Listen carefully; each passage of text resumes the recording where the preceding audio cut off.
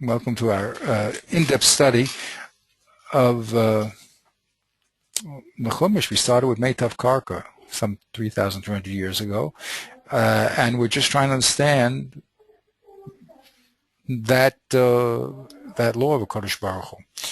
So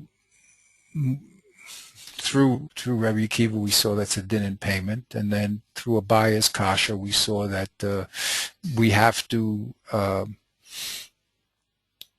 justify three pesukim, two pesukim with three elements.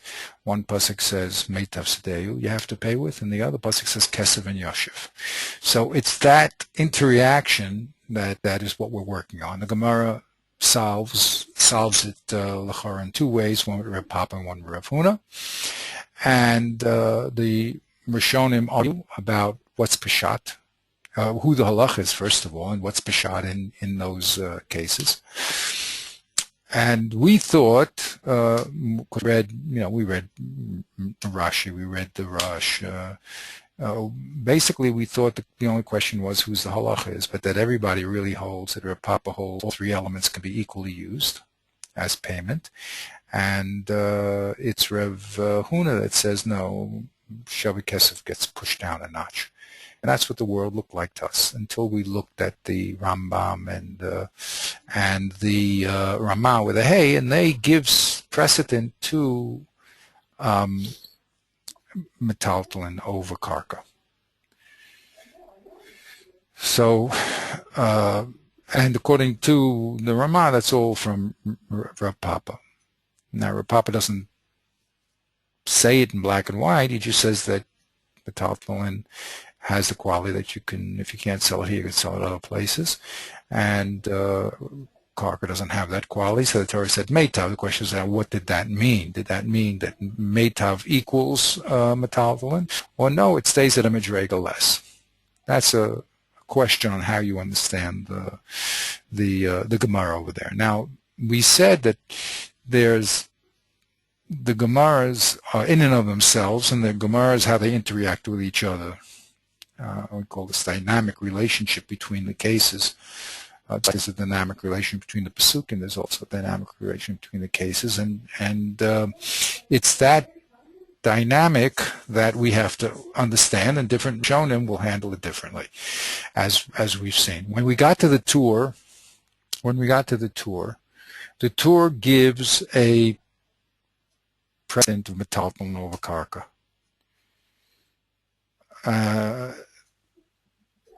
So we see that it got into the halacha. It's not just a theoretical case of the Ramah, the Rambam. It comes into the halacha. So, Chaim, can you hear the background noise on my house, by the way? Yeah, a little, but it's not so bad. I mean, it's up to you. Not so bad. I mean, There's move more into another room. Just the internet connection is not so good in another room, but you know what? Let me move. I'm going to move. Okay. Okay. Yeah, they have to have fun. Okay. Yes. I'll wait. No problem.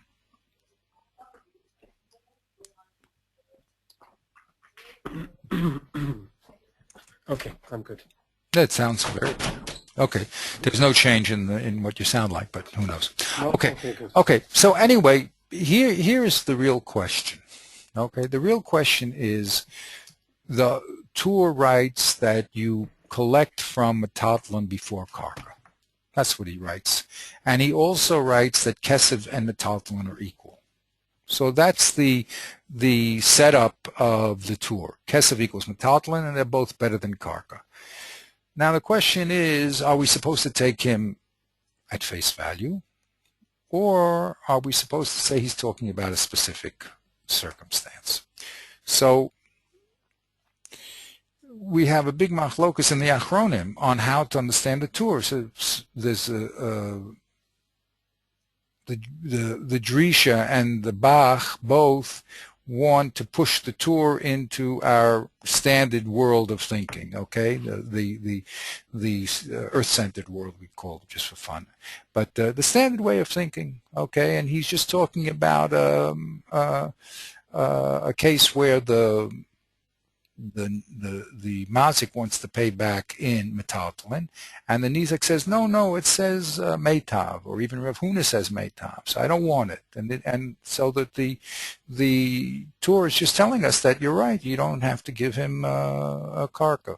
So really it's Reb Papa as we always knew him, and it's just talking about that we don't listen to the taina of the nizak when he says, I don't want your metaltalin, I want your karka. That's all he's saying. So that's the Drisha and the Bach. Okay. Now, the Beis Yosef says where the Torah means what he says, that you have to collect from the Metaltalin before Karka. The only question is, where does he get it from?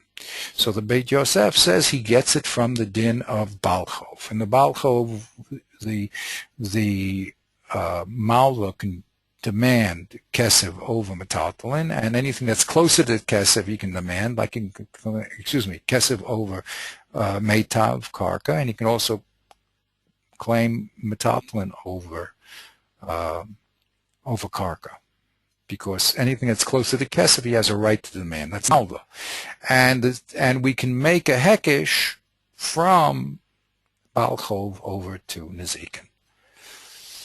Now, the Rosh said we can make that hekesh. He said very clearly that Balchov, there's a special reason why he has a right to demand kesef. That's because, and anything close to kesef, like metaltalin. That's because he gave the lova money, so he has a right to demand money.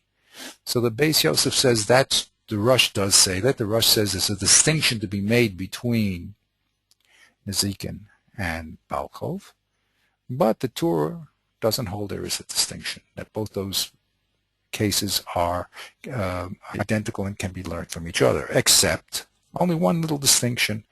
Really, nezikin is a balchov, but it has one little distinction that you have to pay back in meitav karka, and the balchov is only in beininus, a little less. But in principle, the nezikin is a balchov. You owe someone money. Who cares if I owe him money through damage? I owe money through a loan.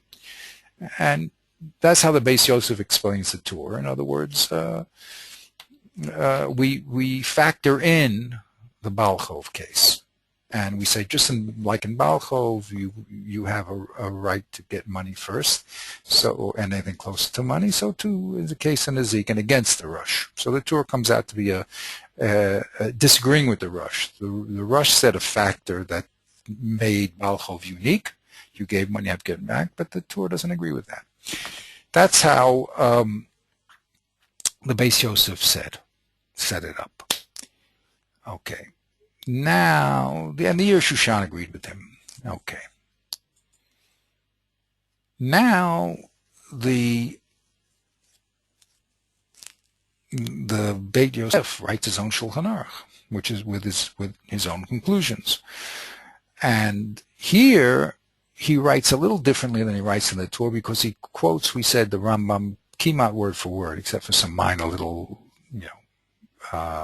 differences. Yafi Shabakar changes, but it's basically the Rambam, and he adds the key words kesha based in Govin. When the basin is going to collect, it collects from the Talmud and the Chatchila, which is the lashon of the Rambam. So the Beis Yosef did not mention, when he spoke about the Torah, he did not mention the Rambam at all. He said the Torah is he just disagrees with his father on one point, on the point of whether Nezikin equals, but Balchov equals Nezikin or not. That's the only thing. But he does not mention the word Rambam when he comments on the Torah. He says it's really the Rush, but where the Rush said there's a distinction between Malva and Nezikin, he says no. There's no distinction, and therefore you also have a right to get to Metaltalin first. That was the Beis Yosef on the Torah. When it came to the Shulchan Aruch, the Beis Yosef quotes the Rambam. Okay, so he has the words when the Beis Din has to collect the money, which was not in the Torah. So the Sma, who is really the Drisha, just that pulls his book differently when he writes on the Shulchan Aruch, again pushes the Shulchan Aruch, as he did in the Torah, into the old world svara, the standard svara of the Rush and the Rif of Reb Pop, that everything is equal. And he says the Shulchan Aruch is just talking about when the mazik's not around. Mazik's not around, so the Beis Din has to decide what would the Mazik give if he was here. He would give metaltalin. So we do it also. But really, if he was here, he give everything equally. So that's what the Sma does with the Shulchan Aruch himself. He says, and probably he holds that's what the Rambam is saying also, because it's almost a quote of the Rambam. So he again pushes the halacha out of the hands of giving any priority to metaltalin over karka, and he says it's just talking about Reb Papa as we always knew him. You can give everything, equally, and it's just saying just talking about a case the Beis Din has to collect because the mazik's not around. Okay.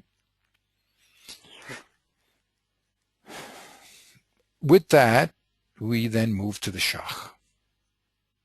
Okay. Now the Shach is going to say that the Rambam, the Tur, and the Shulchan Aruch all mean what they say. That absolutely there is a din that you must collect from metaltalin before you go to the karka. That's it. And it has nothing to do with anyone's desire. The Beis Din first sees if the mazik has metaltalin, and if he doesn't have metaltalin, only then does it go to the karka. That's what he says. And he said, this attempt of hijacking the Tur and the Shulchan Aruch and changing the circumstances of the case is just that. It's just pushing in, because the consequences of not pushing in are very great. What are the consequences? We don't have any source for the Ram. The way we've been learning conventionally was that Reb Papa holds all three things are equal, and Rev Huna says Subin is worse. So if you learn things conventionally, then you can't come to this conclusion. So you have to say that the Tur and the Shulchan Aruch are talking about a special case, and then we can keep the world as we know it, and just say that the special circumstances are going on here. The Mazik's not around. The Mazik's tining. He wants the Nizak is tining that he wants Meitav. We don't give it to him. Whatever. The Shach says, forget about it. I know why you're having a problem. And that's because you are, I'm just using, modern language, you're fixated on the Shita of Rabbeinu Tam and of the Tosfos and of the Rosh. And that's how they learn. And you, because that's how they learn, cannot figure out that the Rambam is reading the Gemaras differently. That's all. So I'm going to explain to you how the Rambam learnt these Gemaras, and then you'll understand why he pesaks that you give metaltalin first. Okay, that's what the Shach does, and then he's going to go back and he's going to remove the Bach and the Drish's proofs that they brought. Okay, but that's his aim. So, as I said, many times, this gray means you're constantly pushing the Rabbeinu Tam and the Tosfos and the Rosh and all those people that say everything is in Reb Papa's world is equal, and you keep pushing that into the Tur, which is very nice, but it's not what the Tur says and not what the Rambam says. And I'm going to show you that really the Tur and all the other poskim and the Mechaber, as we said, the Shulchan Aruch, the Tur, is really saying that there's an absolute din, a law that you must collect from metaltalin. Okay, now he's going to bring the Nemukiosis, which we were starting to look at, where he's going to bring simple words in the Rambam, but that's the simple Peshat in the Rambam, and also he says the Rambam and the Tur have this case where the Mazik's not around. What's that case? When the Mazik's dead. And we see the Beis Din doesn't give the Yisamim, who are the recipients of what the Mazik has, doesn't give the Mazik is dead. We don't say, well, the Mazik would have given metaltalin. Actually, the Beis Din gives away his karka.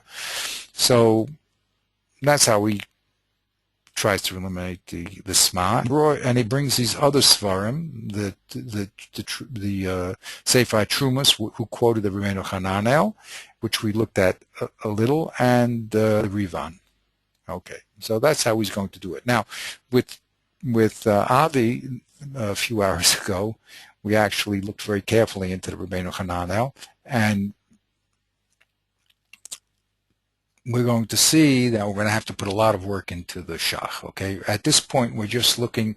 I mean, the end of the shach is fine. It's just the beginning of Rabbeinu Hananel is not so simple to say that he is learning how he's learning, but that doesn't bother me. We're just going to have to put in time. So what we're trying to do again is balance the forward movement of this piece with the need to do careful study of each one of these sources, whether it be the Rabbeinu Hananel or the Gedulei Shmuel, or all the people that the Sefer Trumos, all these people have to be looked on in and of themselves. That was the sources of the Shach. We have to look into it, and we're going to see as we go further with the Vilna Gaon and with the Nachlas David and Rebbe Meltzer, that's what they're going to do. They're going to now trying to remove the Shach or modify him in some way, but that's going to be their job. So we find ourselves in a little bit of a dilemma, because if we spend our precious time investigating very carefully each one, so we're not going to move forward. But in the end, if you don't do that, so when other people bring it up, it's going to be a surprise, because we're just looking at it. It's simple. The Rach is meant that the Rabbeinu Hananel is that way. But so that's a word of caution that in the end, to really be a participant in this little piece, you're going to have to know all these little pieces very well. Okay, so we're going to try to make balance, and I hope the balance will be okay. Okay, so let's get back to our piece here.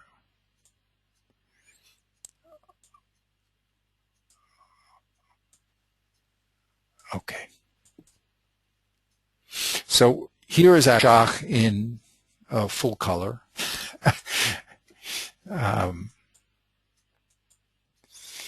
Someone, my wife showed me an article. There's a program out there called Gemara Brewer, where he took spent $2 million making a program that would show the flow of the Gemara. Okay, give them certain standard charting techniques that they use in the world, but also we do Talmud Chachamim. So you could say you saw it here first. The point being that I don't think you.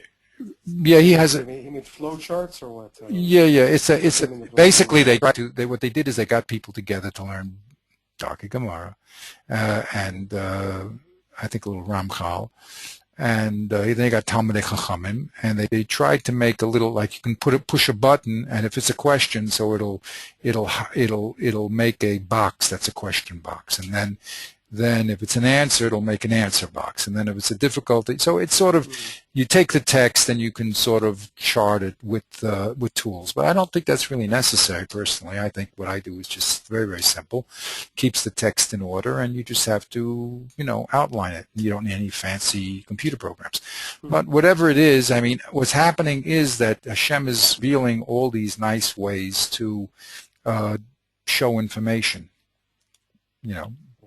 and of course, just like the printing press, Jews just love explaining the Torah clearly, and printing press was a great boon for Torah. So all these things also are just a wonderful. They're just meant to help people learn Torah. So the fact that there's an integration of these things doesn't surprise me.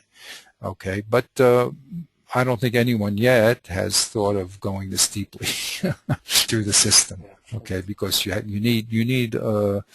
need guides. I mean. It's not so simple. I mean, just to do a basic Gemara, really Schonstein started it, if you looked at it. If in his English, he always starts, the Gemara asks a question, the Gemara gives an answer, the Gemara now refutes the answer. He has those little headings, which is basically a Ramchal type system, okay, with modifications. I mean, they did what they thought was best. But the important thing is to realize that the Gemara is highly formal in its analysis. Like I said, we're not dealing with magicians here.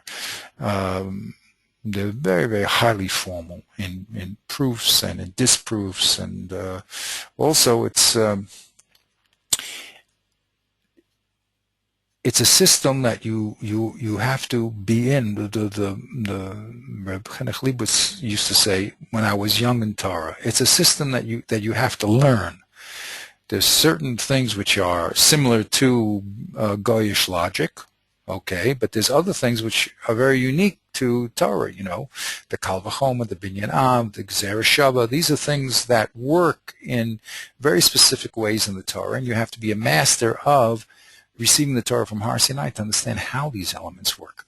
So it's not a simple task, but it is a clear task. And that's why this whole idea of doing this piece. But we're not doing here anything that's mystical. Everybody is presenting their arguments, and the arguments stand by the arguments. If you have if you see something that's incorrect, you stand up and say, wait a minute, this does not make sense. Okay. Now, of course, the only caution is that these people are pretty high-level people. They have a high IQ and SQ. That means an intelligent quotient and a spiritual quotient. So they're really masters of material. So you have a right to argue, and definitely. And if things don't add up, you can show that they're not adding up. But you have to also realize that there's not too many people at this level that you're dealing with. They're like the creme de la creme of Torah learning, so you have to give them a lot of respect that they're not just saying quick answers. Now, when we're doing this piece, as we get into it, we have to realize, I always say, what's at stake. So we are slowly trying to develop a understanding of which Gemara is at stake, how they're being learned, and why they're being learned that way. That's really what we want to know. We want to know how the results are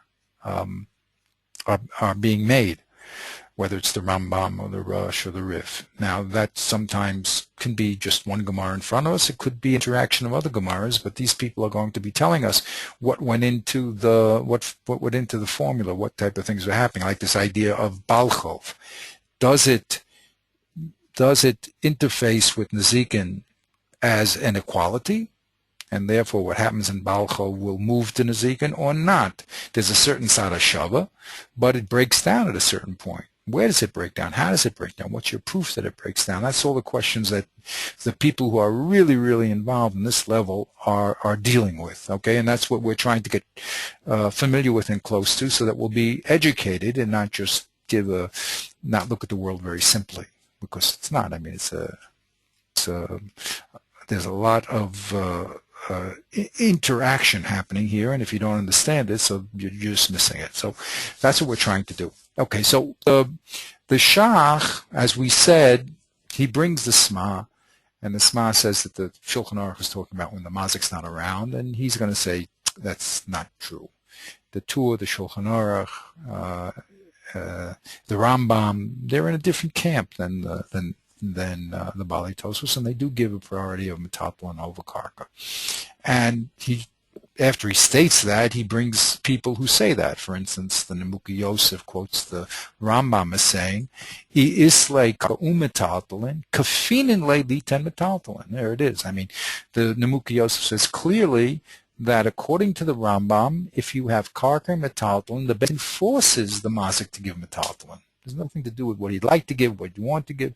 You have to give your metaltalin. Now, okay, anyone can be mochel, and the nizak can say, okay, I'll accept it. But we're talking about al pi din. What's the din? So the din, according to Nemuki Yosef, Rambam says what he means what he says. That's all. Metaltalin is what the mazik has to give before karka. Okay, so he has a Nemuki Yosef that quotes the Rambam like he wants to say. As we said, he was a gever. I mean, the Rambam means what he says. Don't set him up in unusual circumstances. And he says that's also the literal meaning of what he says. Not only, don't think the Nemuki Yosef is saying anything strange. If you read the words of the Rambam, he says, "Keshebeistin niskaken goven mitachin techila." That's what the words say.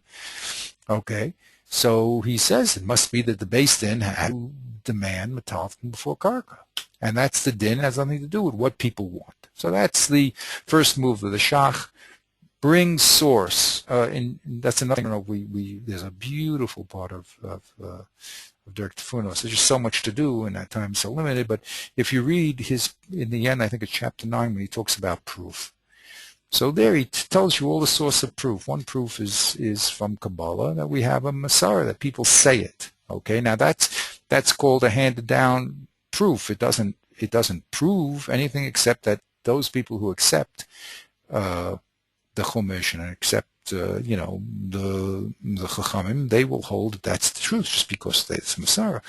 But so that's one level, and the Shach is bringing the Mukyos, who says that's Peshat and the Rambam. So you have a great Chacham that says it. Second proof, he says mitzad. The second was mitzad halashon. Okay, that means if you just read the words, it says it too. I'm not dreaming. Okay, and his third proof is this idea, which is against the Sma. If you're going to tell me that when the mazik's not around, we always presume that the mazik would rather give metaltalin. Well, when the mazik's dead, how come we don't do that? According to you, when the mazik's not around, the Beis Din must give metaltalin before karka. And we see that that's true, not the Ram, not the Torah. So that's the ways that the Shach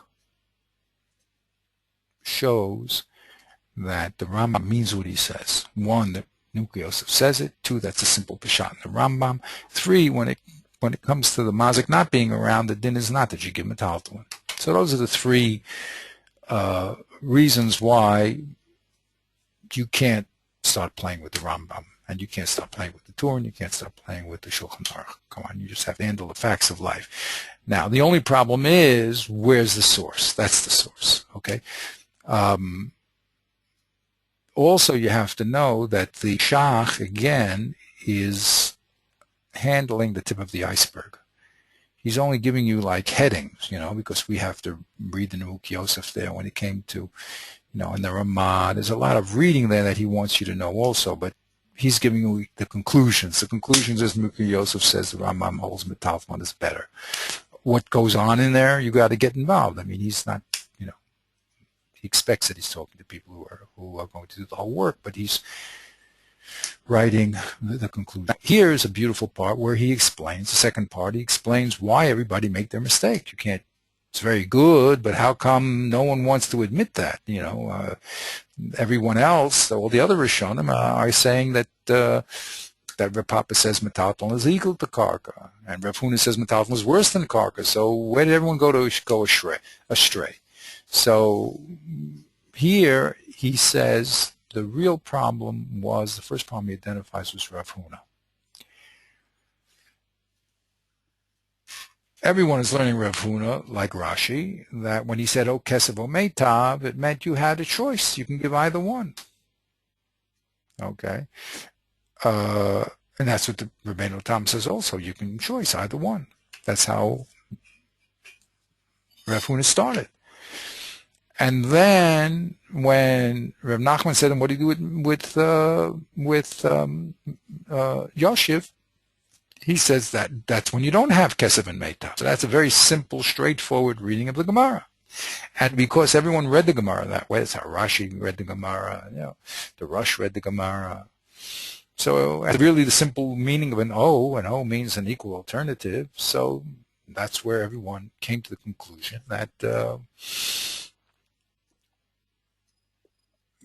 Rav Huna says Kesef is equal. You have a choice between Kesef and Metaltalin, and Rav Papa added, you have a choice between Kesef and Karka. Go Kesef or Meitav. And Rav Papa just added, the choice includes also Metaltalin, correct? You have three choices. And Rav Huna said you only have two choices, and only if you don't have Kesef and Karka, then you can use Metaltalin. Okay? That's how everyone's learning. But surprised, The Rambam didn't learn Rav Huna this way, and here he creates the unusual hierarchical O. And he says it's not true that Kesef and Meitav are equal alternatives. Really, Kesef is Latchatchila, and if you don't have Kesef, then you have Meitav. That's a hierarchical O. A big chiddush, because you wouldn't have thought Ozeh means hierarchy, but it can sein. I mean, it can be. You either give Kesef, and if you don't have Kesef, you give Meitav. What does that have to do with Metaltalin? Well, Rab Nachman said, what do you mean you only have Kesef and Meitav? What about Yoshiv? So here's our indeterminate pronoun. He says, B'delesle. B'delesle. That's when you give metaltalin. So the Shach learns B'delesle Kesef. When you don't have Kesef, then you give metaltalin. But Eino Chanam, if you have, but Kesef is always greater than Meitav, and metaltalin is also greater than Meitav. It's just that when you don't have Kesef, you have to give metaltalin. So you have a triple, according to the Rav Huna, you have a triple hierarchy. Kesef first. If you don't have Kesef, then metaltalin. If you don't have Kesef metaltalin, then and only then do you give Meitav. The Rambam learns, according to the Torah at least, if that's the Rambam, that the Kesef is equal to metaltalin. That's because in this particular point we said, which point? In the point of the equality of metaltalin to Kesef, we said that Reb Papa doesn't hold like. So in my little chart over here, just to, not deliverable, here we go. There we go. So, whoops. Just to make it a bit more visual, it's easy to hold. So we said here, the Rav Huna said, O Kesef, O Meitav. Lichatchila, you have to give Kesef. You don't have it Meitav. Rav Nachman said to him, hey, what do you Yoshev? He says, that's when you don't have Kesef. But Eino Chanami, metaltalin is better than Meitav. What do you do with the Rambam that says Kesef is equal to metaltalin? He's holding like Reb Papa, that Kesef is equal to metaltalin. He agrees that that Meitav is your last choice, but he holds that Kesef is metaltalin, and that's the halacha according to the Rambam, like Reb Papa. Okay, so the only argument between Reb Papa and Rav Huna, according to this way of learning Gemara, is about metaltalin. Reb Papa says metaltalin is equal to Kesef, and Rav Huna says metaltalin is under Kesef and one step above Meitav. And the halacha, Ramam, is like Reb Papa. You don't have to worry about Besroy problems, and that's how the Shach wants to set up the Pesach of the Rambam. Okay, he created a hierarchical or. Rev Nach's question of Yoshiv put metaltalin just under Kesef when you don't have it, but Eino Hanami, metaltalin is above Meitav. That's not Rambam. The Rambam says Kesef is equal to metaltalin. That's because the Rambam is holding like Reb Papa. Reb Papa holds Kesef is equal to metaltalin. Meitav is less. So they both agree Meitav is the worst thing you can do. Kol mile Meitav. Karka is the worst. Came along the Torah and says, okay, we'll allow you to use Meitav, but only when you don't have Kesef and metaltalin. And that's even Reb Papa's view. Okay, now, we need more work to prove that that's Reb Papa's system, because there's no force to say that that's Reb Papa. It's a good svara. You could set up the pieces that way. You can set up the machlokas that way. But he's going to have to bring more evidence that in fact is Reb Papa, because remember, all the other standard players are not only learning an equal O, but they're all learning that Meitav and Kesef, metaltalin, and Reb Papa are all equal. So the burden of proof is going to be on the Shach, that this is really Reb Papa, and he's going to do it. Okay, Beseda? But this is a new way of handling the Gemaras, and this is the way we have a source for the Rambam. The Rambam is Reb Papa, who holds that Kesef and metaltalin are equal, and he agrees with Reb Huna that makes the worst. And the only argument really was is between Rav Huna and Rav Papa was the position of metaltalin. Is it equal to kesef or is it one step lower? Beseda? So Yeah. that's that's where we got. Okay, very subtle. I mean, again, if you're in the piece, but it takes a little time to be fluent with the pieces, and that's why these charts help, because they're very subtle differences, but very significant differences. And everybody who is talking here is a scientist. They're very, very scientific in their analysis. No one is being mystical or sloppy over here. Okay, so the only question is, what's the strength of their proofs to say such a thing? Okay, and that the Shach is going to have to prove. Okay, but first he just says it. That's what he says. Okay, and then he's going to prove his point. But that's what he says. He says the Rambam learns Lila Farish. I'm going to explain Rav Huna. O Kesef Meitav, hierarchical. O din al Kesef Heged Leisle Metaltalin. If you don't have Metaltalin, you have to give your Kesef. O din Meitav Gabi Karka Echa the O din al Kesef Heged the Isle Metaltalin. That's correct. The din is if you have to give Kesef when you have Metaltalin, right? Because Kesef is greater than Metaltalin. That's but the din is on Meitab when you don't have metaltalin. O din of Meitab gabi karka echet leisle metaltalin. When you don't have metaltalin, then you give karka. But if you do have metaltalin, you don't give karka. Okay. Ubaho the kesev lo kamalan karev huna. This triple hierarchy hold. When it comes to the kesev's relationship to metaltalin, we don't say it's better. Ella Afilu subin meitab ninu, we hold like Rav Papa that metaltalin is called meitab and it's equal to kesef. Okay. Now those words are very hard to understand. I said a lot of people are going to say that they're incomprehensible. Okay, but I think we explained it very well. However, the Shach is going to have to bolster this position. Okay, because it's not intuitive to say an O is hierarchical. Once he does say that, so then he can things can then Papa could be agreeing with that hierarchy and just arguing about the relationship of kesef to metaltalin. Okay, so that's where we in one, which is to show the Shach is showing how you can read Rav Huna to come up with a hierarchy, and then you move to Rav Papa and you have the Rambam, which is kesef and metaltalin are equal, and they're both higher than meitav. That's the work that he did. Okay, but now he's going to have to, although it works out technically, he's going to have, and he brought the Nunc Yosef that says that is the sheet of the Rambam. Interestingly enough, the Nunc Yosef brought that in Rav Papa.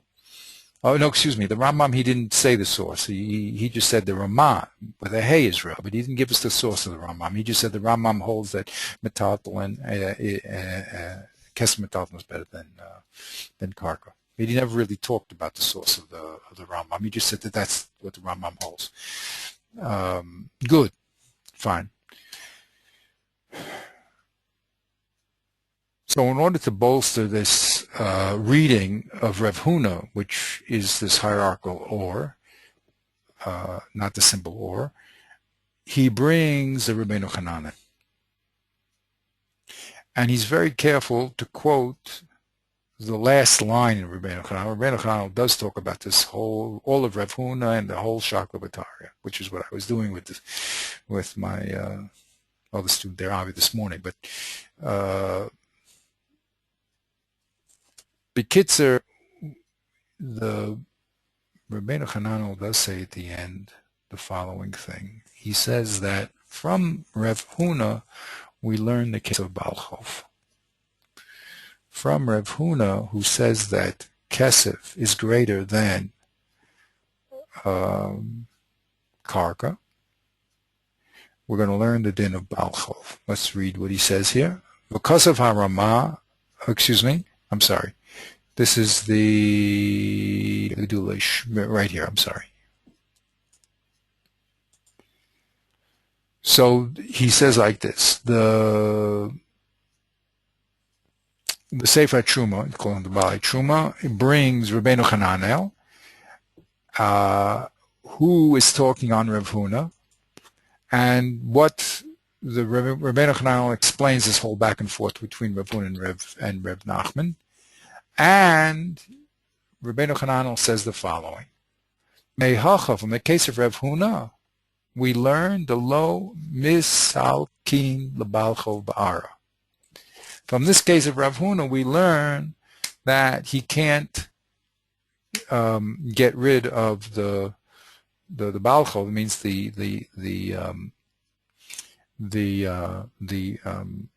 person who's paying back the money. He's the debtor. The debtor can't pay back with ara, right? Except when we know that the debtor does not have money. So from here it comes out that money is greater than land. If the debtor has money and land, he must give the money. Okay? Now, Rabbeinu Hananel is learning that from Rav Huna. Now, where in Rav Huna do you see that money is greater than land? So he says, the way I learned the hierarchical O, then you can understand the Rabbeinu Hananel. That's what he says. He says, O Kesef, and if you don't have Kesef, then you give land. Okay, so the way I just explained the Rabbeinu Hananel statement, which is very unusual because we're learning the case of Malva from Nezikin, and we're also giving a precedent of money over Karka. The way I explained Rav Huna, it comes out very nicely. Okay, so if you don't have it, then you give Karka. Now, the only thing is that Rabbeinu Hananel, unlike the Rush, flattens or equalizes the case of Balchov and Nezikin.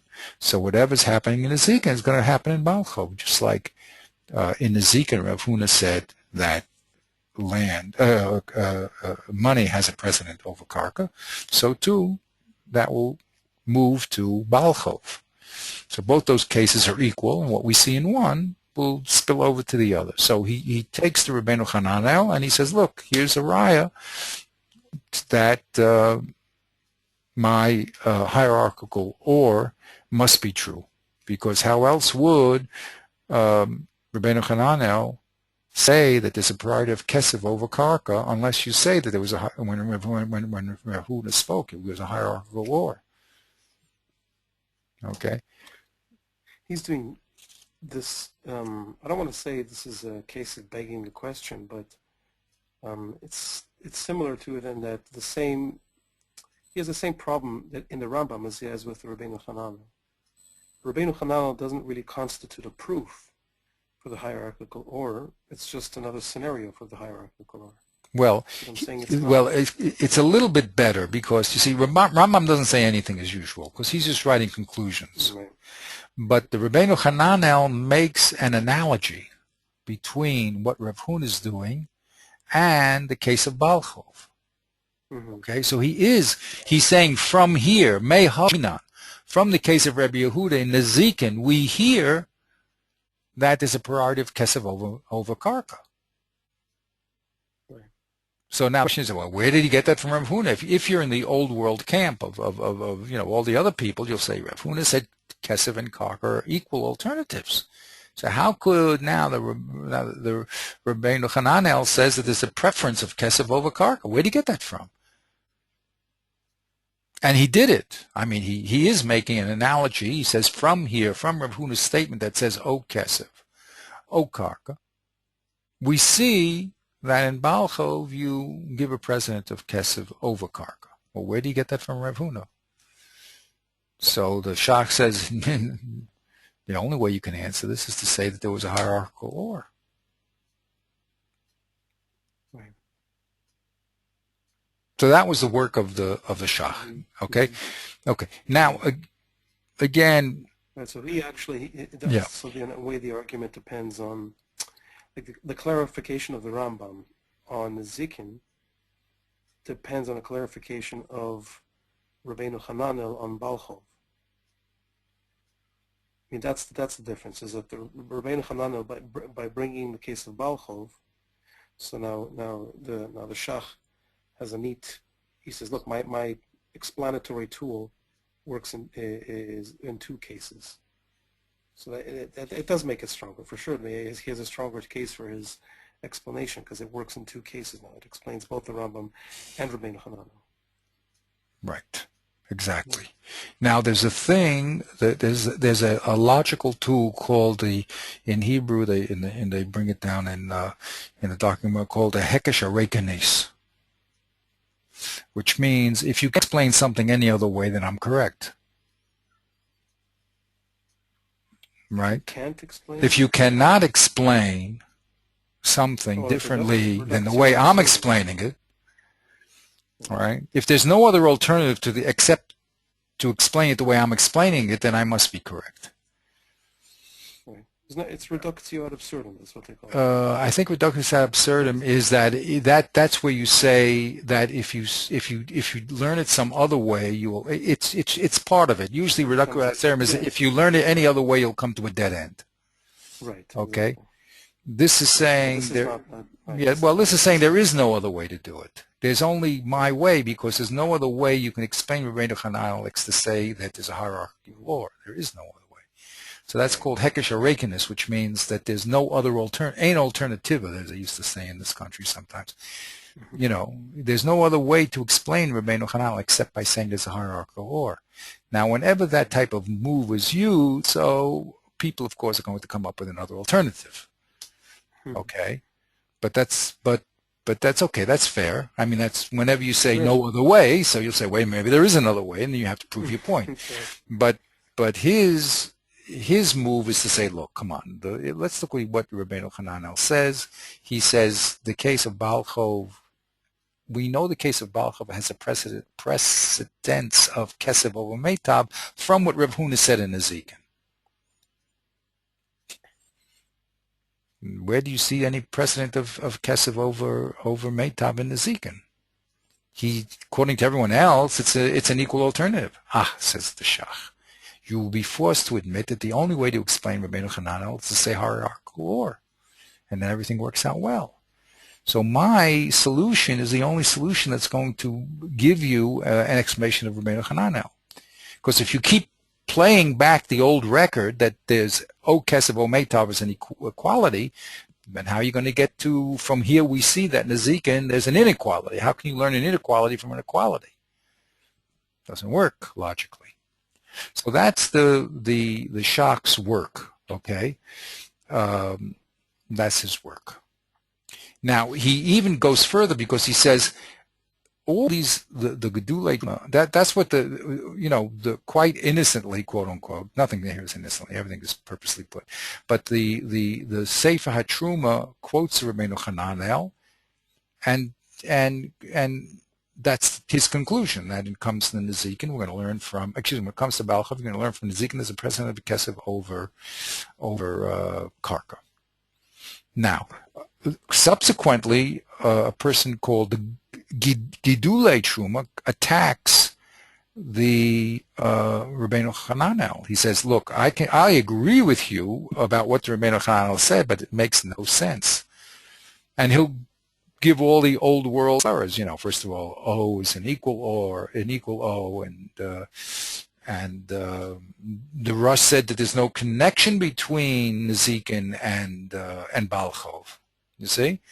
So we're starting to sense that these premises, which we thought were universal, are really debatable, right? So he says, look, the Gedulei Truma tries to go down your path, like this is where it's Hatam serving. You want to give an alternative. Well, the Gedulei Truma showed that there is no alternative. I mean, it doesn't make sense. So I now have solved all the problems of Gedulei Truma by my hierarchical order. You see? And if you don't do it my way, you're just going to end up frustrated because you won't understand what the Rach is saying at all, or Rabbeinu Hananel is saying at all. Okay? So that's what he gains from the Gedulei Truma. It's a commentary on the Sefer Truma. They lived. Yeah, Please. on the Bala Trumas. But does he so in the Gdulei Truma he actually takes on Rabbeinu Hananel and he says that his conclusion is nonsense? Yeah, he says I can't. No, he says. Of course, he says it with respect, but he says I can't understand it. It doesn't make any sense. He's he must have I don't know, maybe he had a lot of things to do that day and he just pen slipped or something. I don't know. It doesn't, again, we're not magicians here, we're logicians. Logically, this does not add up. Now, of course, I admit, maybe I'm not seeing something, but from what I'm seeing here in Rabbeinu Hananel, there's no way you can get from the Zikin, which is an equation of Kesef to Karka, to Balchov, which has a preference over Kesef over Karka. The two cases, first of all, in the Zikin and Balchov are not equal, and second of all, in the Zikin, there was no preference. So I can't understand this Rabbeinu Hananel at all. I mean, I agree that's what he says, but it makes no sense. And he asked many, many kashas on it. And I'm just giving them, a few. Again, as we spend more and more time in this piece, Alavai, we can actually read. We have all the text. It's all there. I sent it to you. It's all there. So everything is open. There's no, nothing hidden here. But comes along a shach and says, look, that's because you're just reading in a conventional format. That's all. And since I can solve all those problems that the Gedulei Truma had on the Rach and make the Rach make sense by using my hierarchical order, so that's the emes. What do you have to go any further than that? Okay, you have certain built-in assumptions. Well, change your assumptions. That could happen that the Earth goes around the sun. Could happen. Okay, now he says, and if you don't like Rabbeinu Hananel, I'll bring you one of the great Ashkenazim. He's a very early Ashkenaz called the Ravan. Okay, he's a very early Tosfos, and he says, look at what the Ravan says. He says,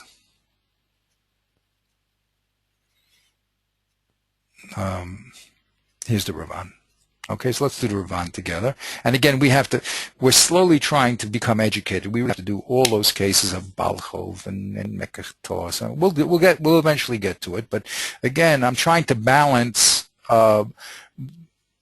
what's being done with a reasonable amount of time to do it, because we have a few hours to learn, and there's a lot of sources here. So, but whatever. He says here, this is what the Ravan says. Mi shechayvuhu beistin l'shalom l'chavaro milva or nezek. The one who the beistin obligates to pay either a loan or damage done.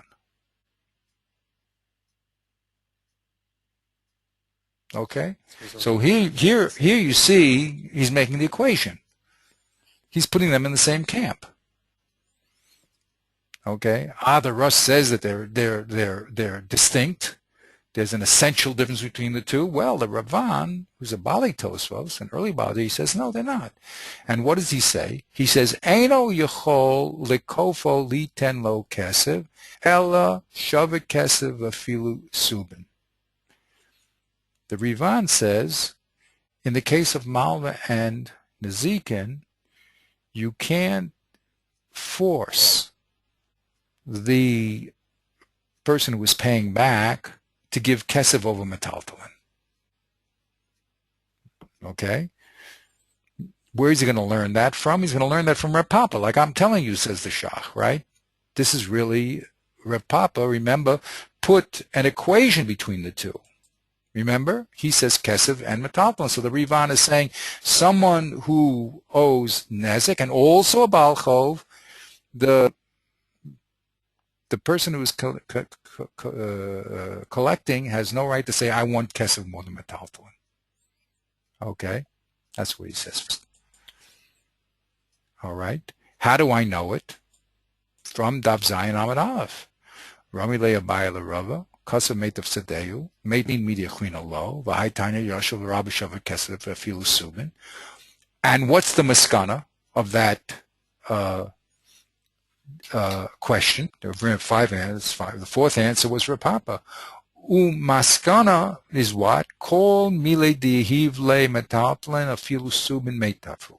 The Masech, according to Rav Papa, all types of metaltalin, even the worst subin, is called meitav.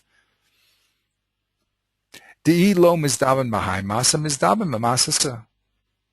Because meitav is called metaltalin, all of it, even subin is called meitav, because if you don't sell it here, you'll sell it there, you'll get your money back.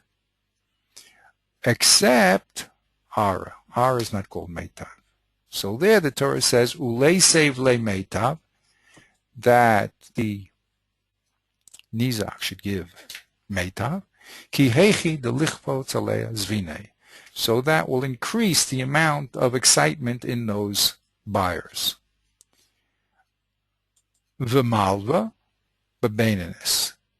So the only difference here, really, malva and nezik are the same thing. You're paying back a debt, and the only difference is that the Torah required meitav if you're the nizak, and if you're the malva, the lova, the guy, the debtor, you have to pay back in beinenis. That's what he says. But really, the case is analogous. It's just that the Torah gave the mazik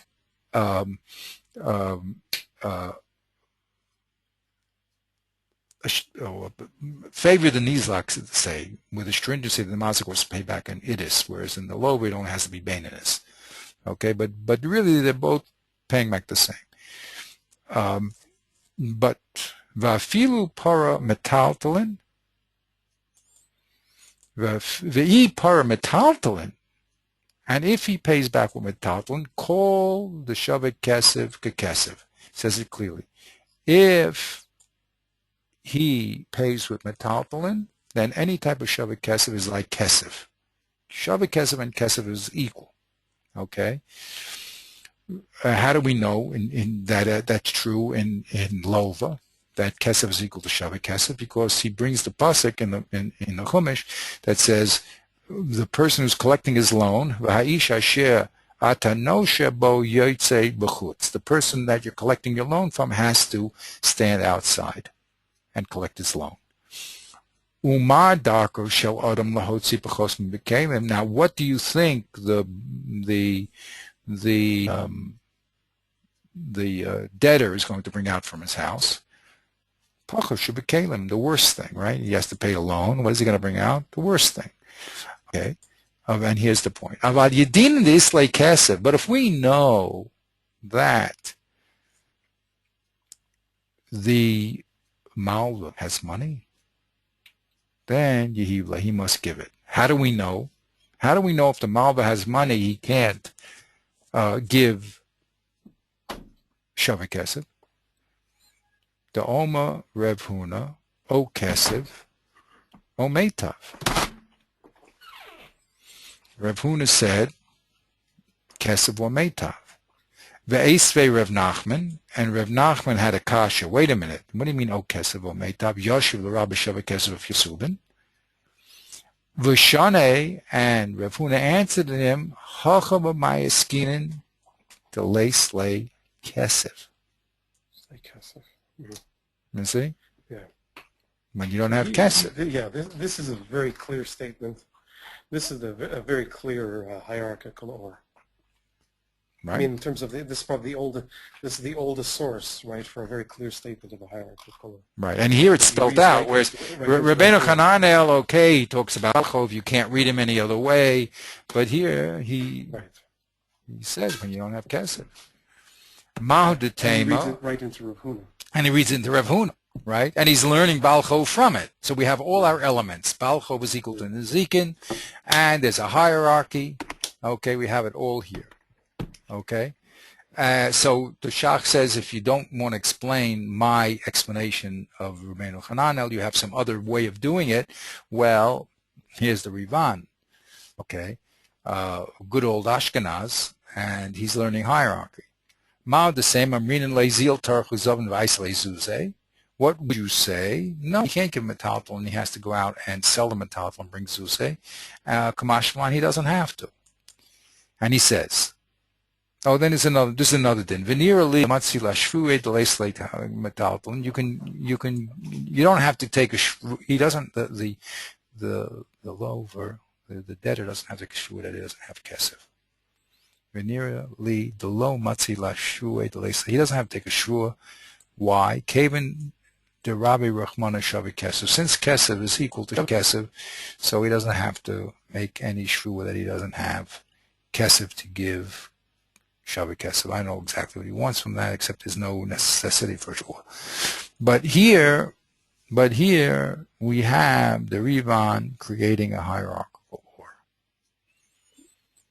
and putting Lova and Nizikin together. Okay, so there you have it. So it's the way he constructs this proof also is very, very interesting, right? It's as if you're going to fall into the trap and say, well, wait a minute, you know what I mean? It's not conclusive about the Rabbeinu Hanan. It's true, there's no other way to learn him, but that's because we haven't thought about another way. Maybe there is another way to learn him. So then he says, okay, if you think there's another way, then look at the Rivan. Okay. Now it's interesting. He leaves the big guns right for the end. Yeah, exactly. Sure, it's sort of like everything. Yeah, everything is programmatically done here. You see, actually, you know, it's good to there's plus and minus on each side. I mean, Rabbeinu Hananel is, I said, the daddy of the Sephardic world, right? Him and Rabbeinu Gershom are on the cusp of the transition from the great yeshivas in Bavel to the movement of Europe and North Africa. You see. And they're the real, you know, pivotal people. So it's good to have the Rabbeinu Hananel on your side, because then the Rambam, if you're going to say the Rambam is there, so then he's in the Sephardi camp. But here, but you may want to, and people will try to say the Rabbeinu Hananel is not saying what he's saying, but then he has the Rivan. So the Rivan's a good Ashkenaz, and he's giving the possibility. So to say that the Rambam, who never gives his sources, right? Oh, no, at least here we don't know where he's saying, but we have good people who are saying that there's a hierarchical Ravuna, like he's saying. Okay. Now, his third proof is V'chein muchach b'divrei haRama Shevi Hanamuche Yosef. Now, he's going to say, I'll show you the hierarchical order also from the Ramah that the Nuuk Yosef brought. Why? Because this, I think, where we left off. Shekol HaPoskim, this is a quote, almost a quote. We can look at the original text. Shekol HaPoskim. Quote from the this is the Nemuki, this is a quote of the Nemuki Yosef. Nemuki Yosef. Okay. Who brings the Ramah. And the Ramah, we're going to look at that a little carefully now. But he says, this is what he says: Shekol haposkim pasku halacha Rav Papa v'Rav Huna b'Rav Yeshua. He says everybody is holding like Rav Papa or Rav Huna b'Rav Yeshua. V'kasav ha'mo'ayin sham. The muchach the svarale leRamah gamken. The heiche de isle lamazik metaltlin v'karka, kafinin le lemeslev metaltlin kamo gabi balchov.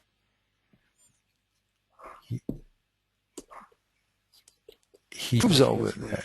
You see, he proves over there, according to the Ramah, that there's a preference of metaltlin over karka.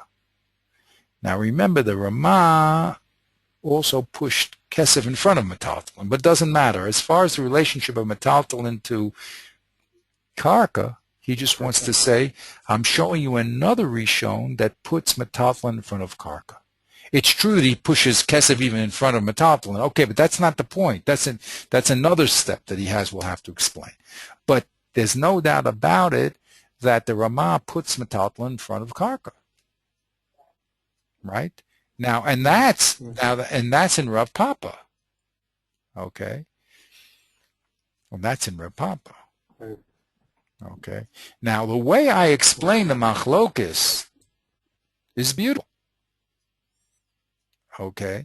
Now, here we have a little bit of the way he explained the machlokes here In other words, all he said here is that Reb Papa puts metaltalin in front of kesef, right? And that's all he wants, because the Rambam does it. Metaltalin in front of karka, right? Yeah, right. That's all he proves. Now, the truth is that the Ramah also puts kesef above metaltalin. He has the triple thing, right? Now, the question is where, that's what the Ramah did. Like we said Rav Huna was. Like we said, exactly. Okay? So but now... that's the Shach's reading of the Rambam. Exactly. Or the Shach's reading of the Rambam's reading of Huna, not his final psak, which is with Papa. Exactly. So what did he gain here? He gained that he has another Rishon that puts metaltalin in front of meitav. Okay? Eino Chanami, the Ramah goes further and puts kesef above metaltalin. Okay? And we'll have to explain him also. Where did he get that from? But as far as saying that you can't put metaltalin in front of meitav because no one holds that, I just showed you another person that holds it.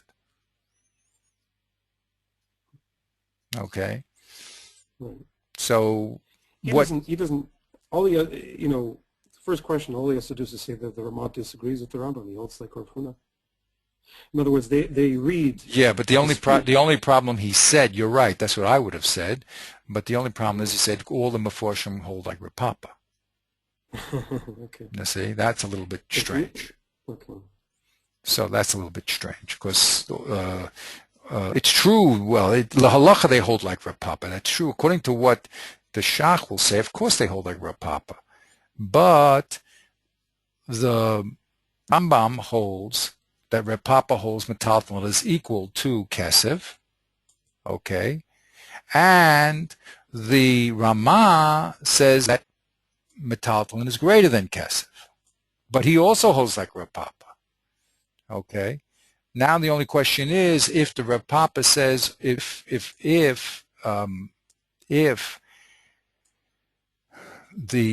let's set it up properly here. Okay, if the Ramah holds that Rav Papa is holding that metaltalin is greater than kesef, then what does the Ramah hold Rav Huna is saying?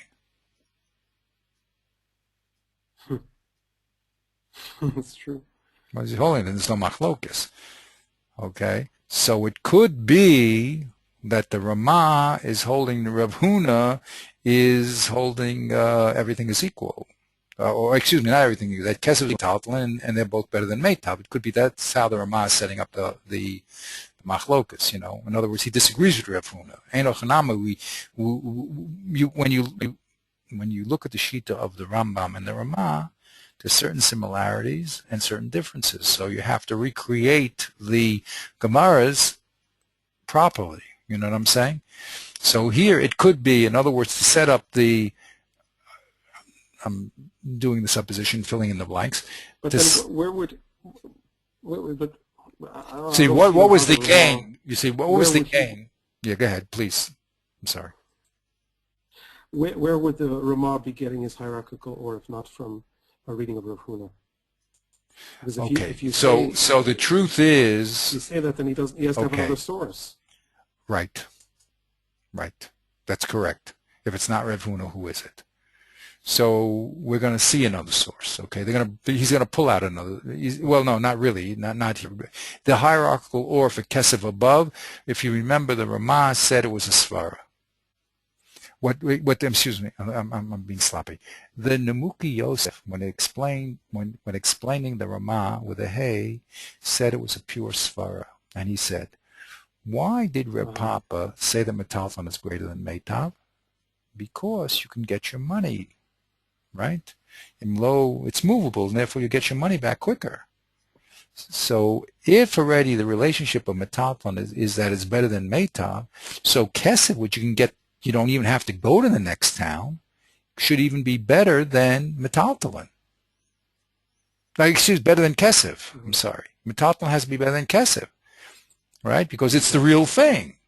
Metaltalin, okay, is very close to kesef because if you don't get it here, you can always get it. You'll always get your money back, but kesef is the best. So kesef should have a priority above metaltalin. Okay, and that could be Reb Papa, and Reb Huna could disagree, and he could either be the old Reb Huna that we always knew, that learns that Meitav and Kesef are equal, and Meitav is the worst, So, but this is part of the system. This is part of the analysis that we have to go through. Okay, in other words. But what did in other words, here it could have been that this is the Reb Papa here. I mean Reb Huna, and Reb Papa disagrees, and it could be that he doesn't hold it. I mean, according to the Rama could learn that way. That really Kesef Metaltal,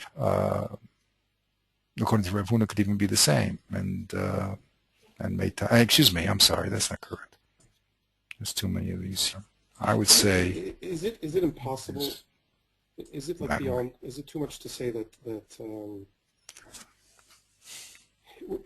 can we not say that the Shach is simply mistaken in including the Ramah in a Shar Poiskin? That's not an option, right? No, he's saying that all the poskim are holding like Reb Papa. Right. That's what he's saying. Can't he be wrong there? Why should he be wrong? It works out. It works out. It works out. In other words, the Ramah and the Rambam are both holding Reb Papa, but they have an argument about what Reb Papa holds. Wait, so okay, I'm sorry. Then I lost. And they don't hold like Reb Huna. Go ahead. How would according to this view, how would the Ramah read Reb Papa? No, that's what I'm not following. Oh, he says like this: that there's a triple hierarchy in Reb Papa. Since Reb Papa said the metalton is better than Meitav because it can be turned into money quicker than Meitav, so then Kesef has to be metalton because you don't even have to turn it into money. It is the thing. Okay. That's what Nemukhya Yosef said. He said if you're going to tell him metalton is better than Meitav because you can get Kesef faster, so Kesef has to be better than metalton, your body can get faster. That's how the Nemukhya Yosef explained. Now again, the Ramah didn't explain himself. That's how the Nemukhya Yosef explained the hierarchy according to the Ramah with a hay. With that svara. But then, okay. And it could be Rav Huna holds a different svara completely, and that's why he said that the Rambam and the Ramah hold like Reb Papa, and even the Rush holds like Reb Papa. Just a question: what's Peshat in Reb Papa? The Rush holds Reb Papa says all three are equal. The Ramah says there's a triple hierarchy, and the Rambam says it's a double hierarchy. But they're all holding like Reb Papa. No one's holding like Rav Huna. Okay, and then he has certain Tosfos even that say, even though that Tosfos says that Rabbeinu Tam is holding like Rav Huna, he has another Rabbeinu Tam, another Tosfos says that he's also holding like Rav Papa, that everything is equal. So the statement that all the Meforshim are holding like Rav Papa works out very well. It's just that what is Peshat in Rav Papa? Okay, but what he wants to gain the Shach is that you see the Ramah holds a metalton that's greater than Meitav. That's the important thing. The metalton is greater than Meitav. Okay, so when you see the Rambam saying that metalton is greater than Meitav, don't get excited. Say we don't have a source for that. There's a lot of Rishonim that learn that way. Okay, now he'll say that the Rambam is learning. This was all all he wants to say to the Ramah is that you see, there's more people that say metalton is greater than Meitav. Only not the Rambam, but as far as the Rambam, I'll get back here in time. Oh, I can't do it. It has a limit to how much it remembers. Okay.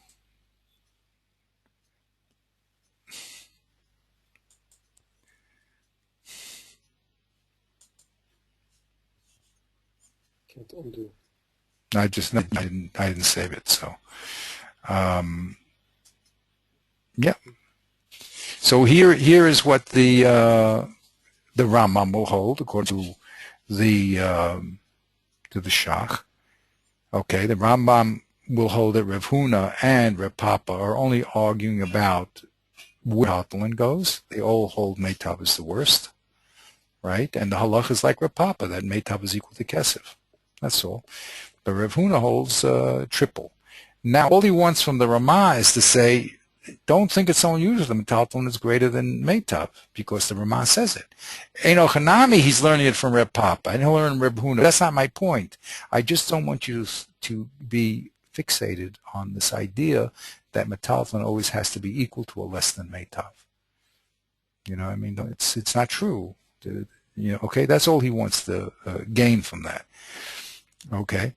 So that's what he says. He says the Ramah that Muki Yosef brought says everyone holds like Reb Papa, and the Ramah holds clearly that if you have metaltalin, karka, you have to give metaltalin.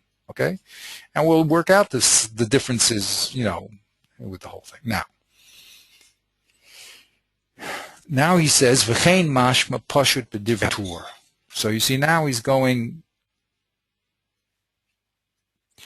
to say that the tour now, because the first thing that he did, if you look at his structure, everything here is so well planned out. I mean, it's highly, highly planned. He first wrote the Sma, which was on the Shulchan Aruch, and the Sma said the Shulchan Aruch was talking about when that's not there.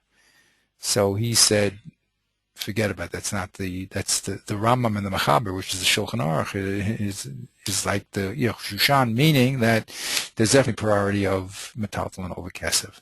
And he says that's also the Tur and the Shar Poskim, which we have to decide who they are, and that's the Ikar, as I will explain. Okay, so then he brings the Nemuki Yosef, who brought the Rambam, that says clearly that the Rambam holds that metaltalin is greater than karka, and you only give it when you don't have only give karka when you don't have metaltalin, and that's simply what the Rambam said if you read the words simply. And then fire from the Tur about this the Mazik being dead and giving to the Asamim. Then he explained all the other why everyone went astray, because they kept reading Rav Huna like Rashi and Rush and everyone else, which meant an equal or, and he was Makadesh, the hierarchical or. Now he says to you, if you think that there's no such thing as a hierarchical or, well, I'll show you. It's the only way to explain Rabbeinu Hananel, and the Riva does it, and the Ramah, although he doesn't hold a hierarchical or necessarily in Rav Huna, he definitely says that metaltalin is greater than karka. Okay, that's what he says. Now he goes back and he says, now I'll show you the Tur definitely holds metaltalin is greater than karka too. How do I know? Let's read a little. He says, V'chein masha pashut b'divrei Tur. The din that the din is ligvot metaltalin afilu bal kocha shel hamazik. You always collect metaltalin even if the mazik doesn't want to give it. In other words, if the mazik wants to give karka, the nizak, or any of the Beis Din says, no, you can't. You're forced, you must give it. As the Beis Yosef said. Now remember, the Beis Yosef, when he explained the Tur, made an analogy between Baal Chov and Nezikin. He said the Tur definitely says that you can force the mazik to pay in metaltalin over karka. How does he know that? Because he made an analogy between Baal Chov and Nezik, and now we see these other people also making that analogy, right? So don't think it's so strange. We said, wait a minute, the Rush said there is no analogy. You're right, the Rush said there's no analogy, but I just showed you people that said that there is, the Rivan and the Rach, that there is an analogy between Nezikin and Baal Chov. Okay, so be a little open to another alternative here, and stop just closing your ears the minute you hear Rashi and the Rush and there's other alternatives. Okay, so at the Rush, so yeah, go ahead. Okay, I'm just forgetting where this is. The Tur said that Nezikin is similar to Baal Chov. No, it wasn't the Tur, was it? No, the Tur said what he said, that when the base comes, here's the Tur. Keshe Beis Din, when doesn't say Beis Din. When you come to collect Nezikin, you see if the mazik has metaltalin. If he does, then you don't go to the karka. That's all the Tur said. It was the Beis Yosef that said Mm-hmm. about the tour, about the tour, V'dima Rabbeinu Nezikin Leprius Balchov, that Rabbeinu the Tour made an analogy between collecting in Nezikin and collecting in Balchov. Even though the Rush made a distinction, right? The Malva gave money his right to make back, but Rabbeinu, the Tour, says it's not mashma. There is an analogy between Nezikin and Balch. Okay? There's no difference. This difference was made up by the Rush, he claims. Kaven de lo ishkachen de pligi rabbanan aleo. This difference between Balchov and Nezikin was an invention of the Rush. He said, in Balchov, since the Malva gave money, has a right to get money back. But the Tour said that there's no Gemara like that. And therefore, you have a nice svara, Abba, but there's no proof to it. And therefore, I see a lot of other people hold that there is an analogy between Nezik and Balchov. And therefore, just like in, which way does it go, Nezik or Balchov? He said, just like in Balchov, there's a priority just like in Balchov, there is a priority of Kesef over Meitav, of Karka, so too in Nezikin there's a priority of Kesef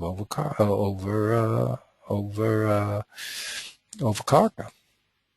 And therefore Metaltalin falls in line because it's equal to Kesef.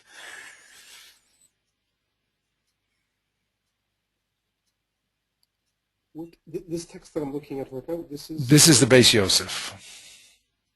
Oh, this is the Beis Yosef, okay. Dima Rabbeinu means, the Beis Yosef says, the Tour, that there's a comparison between Nezikin, paying for Nezikin, and Balchov. Right.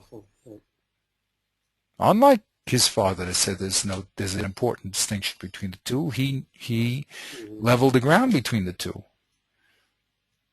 So what happens to one happens to the other. That's it.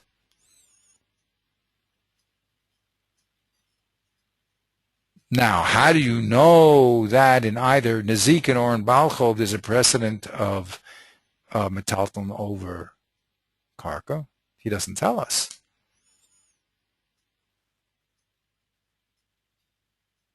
But the Shach tells us, because he says we have all these other people who are saying that there's an equation between the two, and we're going to learn it from Rav Huna,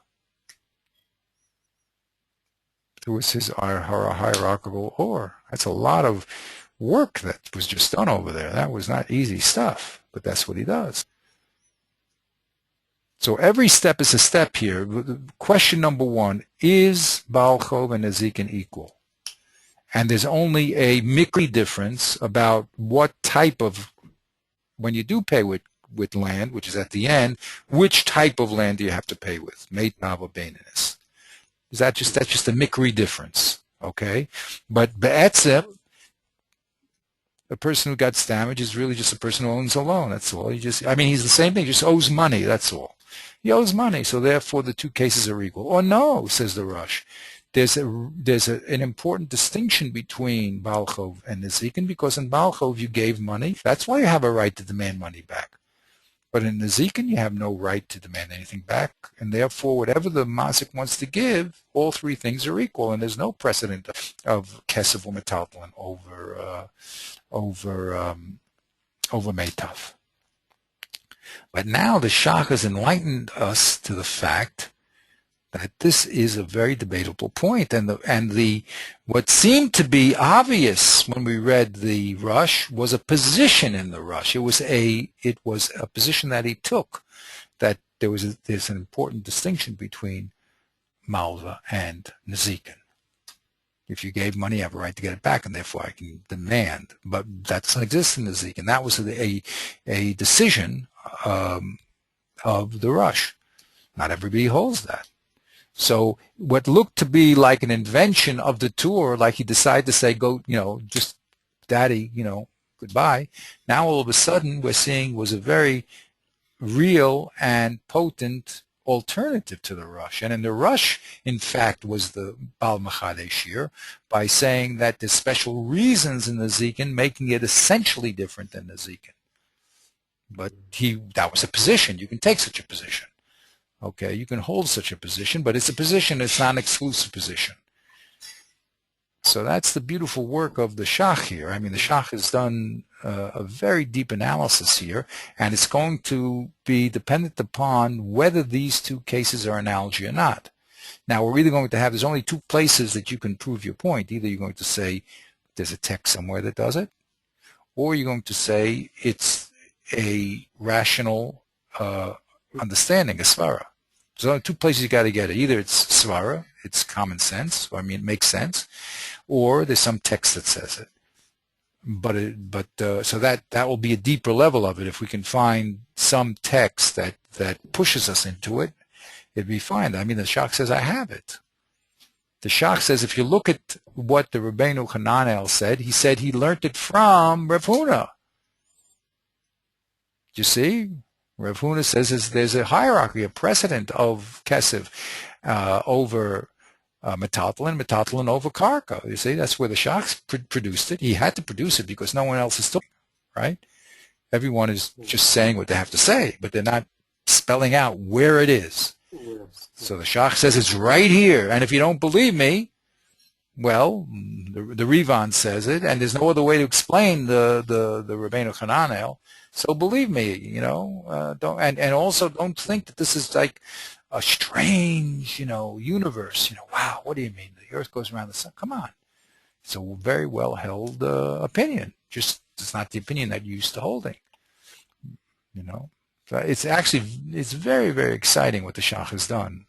It's very subtle and very exciting. I mean, he's really giving you the background for the Beis Yosef, right? That says all of a sudden Balchov comes in here. Where did that happen? We thought that was you were out to lunch. I mean, the Russ says there's no connection. And he decided, yes, there is a connection. Well, now he's giving the support to say, yes, that's a svara. That's a svara that puts those two things together. And not only that, it's all totally on how you learn, Rav Huna and Rav Papa. And I can explain, the whole system very nicely by going down a different path, And don't think I'm doing it myself. I have all these other people doing it. You're just not aware of them and not willing to give them a chance. Okay, but it's nice. The Shach is a real. I mean, they all are, but it's to me it's most obvious now in the Shach that he's this wonderful combination of analytic genius on the one hand, who comes up with this great revolutionary way of looking at things, but he's also a great scholar. He's able to footnote everything. Exactly. He's able to cover his That's exactly. It's very unusual. Anyone could, not anyone. I mean, it's pretty hard to come up with an idea like this. But I mean, you could theoretically come up with such an idea, but to support it, right. That's what you say. He's a very serious scholar. He's not just. Or vice versa. You have professors who have lots of footnotes, but they don't have the analytic genius. Exactly. You don't come up with. It's nice. Right. No, I'm sure really, they all do it. It's just that he spells it out. You can see it. Exactly. That's the point. Other people are writing so fast and at such a high level and so dense and condensed, you don't see it. I mean, but they actually are all involved. If you would have them sitting at the same table, they would be yelling and screaming at each other, about the relationship of Meitav, of Nezikin to Balchov. They'd have a lot to say. And we're going to see again, because we're so small, where we're going to see again we have another few hundred years to go. We're going to see the Issa Meltzer and the Nachlas David is going to be spelling out a lot of these things for us and showing us where we can push and pull and why each one is going to give weight to each side. And what looks simple. The Earth goes around, the sun goes around the Earth, is all of a sudden going to be weighted differently. It's going to be a real debate, just that they see it and we don't, because what do we see? I mean, we just hardly can read a few words, but that's beautiful because the beauty of all this is They said, we're dealing with logicians and not magicians. And after the first blitz, the guy comes in and says, you know something? The Earth goes around the sun. Everyone, it can't be, it can't be, it can't be. What are you doing? You know what I mean? So after we're wowed, in the end, it's all going to get down to understanding where people are coming from and what they have to say. It's all going to be in front. There's going to be no secret cards here. All the cards are clearly on the table. It's a question of how you're going to organize and the material, and what you hold is a better proof than the other proof. And that's really what the Ramchal says in the beginning. In the end, all the arguments for and against are clearly brought forth, and then it's a question of which way would you go. No one, of course, has a glot position. If it was glot that Nezikin is equal or unequal to Nezikin, so then everyone would agree if they had a clear Gemara. But this is in between the lines, how you put the Gemara together. So you just have to see how they are weighting the various forces in this debate, in this argument. Okay, and then and that's what we're doing here. What's great is that what I say is great is that not many people get down to this level because they're going so fast. It's time to appreciate the depth of the argument and to really see that it's a debate. I don't mean a debate in a silly name, but a real debatable issue, that there's reasons this way and reasons that way. But it takes time to appreciate that. And if we didn't have the Shach and we didn't have any of the Russia or any of these people, we wouldn't even get close to it. So Baruch Hashem, we have that. And Baruch Hashem, in this piece, we even have people who are spelling out things even more and more. As the generations go on, there's, every generation thinks that they're writing enough to show the layout, the landscape. And the next generation says, wow, you can't imagine what just happened. So we're going to have to spell out even more, and that's what they keep doing. Just keep it until you get me with my Vizio there. I mean, what could be worse? I think the Shach would probably, spin over in his grave if he saw Vizio. I mean, everything, it's like I told you, the kids, if you tell them 3 times 7, they have to pull out their calculator. You know what I mean? We never use calculators. You just keep in your head. You have to have something in your head. Everything is relegated to the machine. But that's called Hitkanas Adoros. We give out more of what do they say? The greatest genius nowadays uses what? Einstein, 5% of his brain.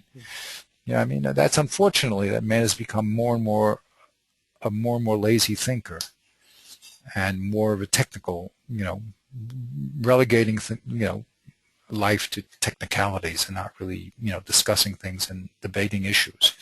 That's this whole book, by the way, of So Be Rabbi Miller, because the Chavos Levavos is a fresh way of seeing reality, of making Hashem tangible, and he just says, look, if you just look at what's going on, you're going to see a Kodesh Baruch Hu. But you have to look at it. You can't just skim over it. And that's what he does, and he shows really Hashem has overwhelming chesed in everything, from how the wind blows to rains and food and your body works. It's all chesed from Kodesh Baruch Hu. And even the din is chesed, in the sense that he has to keep the people to, he's like you have a child, you want him to grow up, you have to give him a patch sometimes, he doesn't like to, he doesn't want to, but if it's necessary, he has to do it. That's a good father. But it's a different perception, I mean, to see the perception is that's what I call light. I mean, so that's what these great, Chachamim are doing. They're really enlightening us in the true sense to the Torah perception. But it takes time, and Baruch Hashem here, we have the time. So we're doing it. Okay, so that's this point, okay?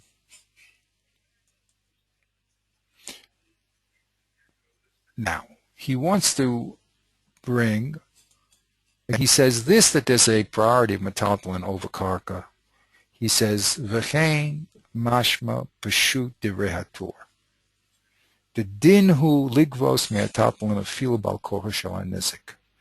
He says, if you read the words of the Torah, he says, he doesn't say the word based in, but he says, when you come to collect from the nizak, the damage that he owes, rowan im yesh l'masik metaltalin, ein yordan lekasei lo karka ela yiten metaltalin. So he wants to say that's a simple shot in the tour. Now, of course, the tour could be read differently, but let's first see what he has to say, and then again, when we understand what's at stake, so then we can put the two readings of the tour together and say, wait a minute, is that really what the tour is saying and not saying? Is it more mustaber like the Bach, not like the Bach? Okay, but that's a development. The first thing you have to do is hear him out. We're not going to go anywhere. This is what we're doing. We're trying to analyze it carefully. So he says, anyway, that's Peshat in the tour, and that's what the Beis Yosef said, Vahainu, Shekos, Beis Yosef wrote, Gam Ken, Midi Achar Kach. Now he brings another proof. This is the proof from the Yasoin. Vahainu Shekotav Gam Ken, Midi Achar Kach, the Im Mace. I think this is the tour. The tour writes immediately after, or Beis Yosef. It looks like the Beis Yosef writes about the tour. Vahainu Shekosav HaTour. The tour writes Gam Ken Midi Achar Kach. Miyad Achar Kach. The tour writes immediately after this din of Nezikin, quote, the Im Mace HaMazik, if the Mazik dies, Magbinan Min HaKarka Shel Yisomin. We collect the debt that the Mazik owed from the land of the inheritors. Velo Min HaMetaltalin. Medina Shas, and not from metaltalin. So the Yisomim are going to get karka and not metaltalin. Now here's his proof that the Tur himself does not hold this idea when the mazik's not around. You decide that the mazik should, we would have given metaltalin. And he says, V'i brer biyad hamazik. If it's true, like the Sma was saying, that the mazik has a choice to give either metaltalin or karka. Amai bishumat, why did it, when it came to, amai bishamet, I'm sorry, not bishumat. Why, when the mazik dies, yigra koach hayisomim, all of a sudden the power of the yisomim goes down and they can't get metaltalin. This is what I wrote above. So he's saying, look, the Yisomim are collecting, the Yisomim are standing in the shoes of the father. The father's the mazik. If you're telling me that the mazik could have given metaltalin over karka, so then the same thing should happen with the Yisomim. So why all of a sudden the Torah says that it's not true? When it comes to the Yisomim, you don't give metaltalin over karka. According to you, when the mazik's not around, you say the base says, well, what do you have done? Well, you would have given metaltalin over karka, so someone should get metaltalin over karka. Okay, so you see this whole idea of the mazik not being around, that's who wants to bring another proof. The Sma is fallacious. Okay, even when the mazik's not around, there's no such thing as presuming that he would have given metaltalin first. That's what he wants to prove. Now again, as we enter into these cases more deeply and more finely, people will have a whole hullabaloo, and it's not true. It is true. I mean, but basically that's what he's saying. Okay. Why is that important? I don't see what the connection is between. This is connection against the Sma. The Sma. Right? The Sma said he wants to bring in the tour. He wants to say that, I want to say the Tur is saying clearly you collect metaltalin bal korcho. Not like all you guys that are saying that the mazik's not around. The Sma said the mazik's not around. That's why the Tur. That's why the Shulchan Aruch said it. That's why the Tur said it. Okay, I got it. You know what I mean? Even though the Sma said it on the Shulchan Aruch, but I think he's just the same thing. That this idea that when the mazik's not around, you're going to do what the mazik would have done is just fallacious. Because when it comes to the Yisomim, we don't do it. Why not? The mazik's dead. He's not around. So there's no reason why the Yisomim should be less than the mazik. So just like the mazik could have decided to give metaltalin, so the Yisomim should also. The point of bringing this point at this point here Just to show that even the Tur holds that metaltalin proceeds as priority over karka. Right. That's the point. That's the point. That's what he's, yeah. Right. And that it's nothing to do with subjective points of view. It's really, it's all korach. Right. Okay.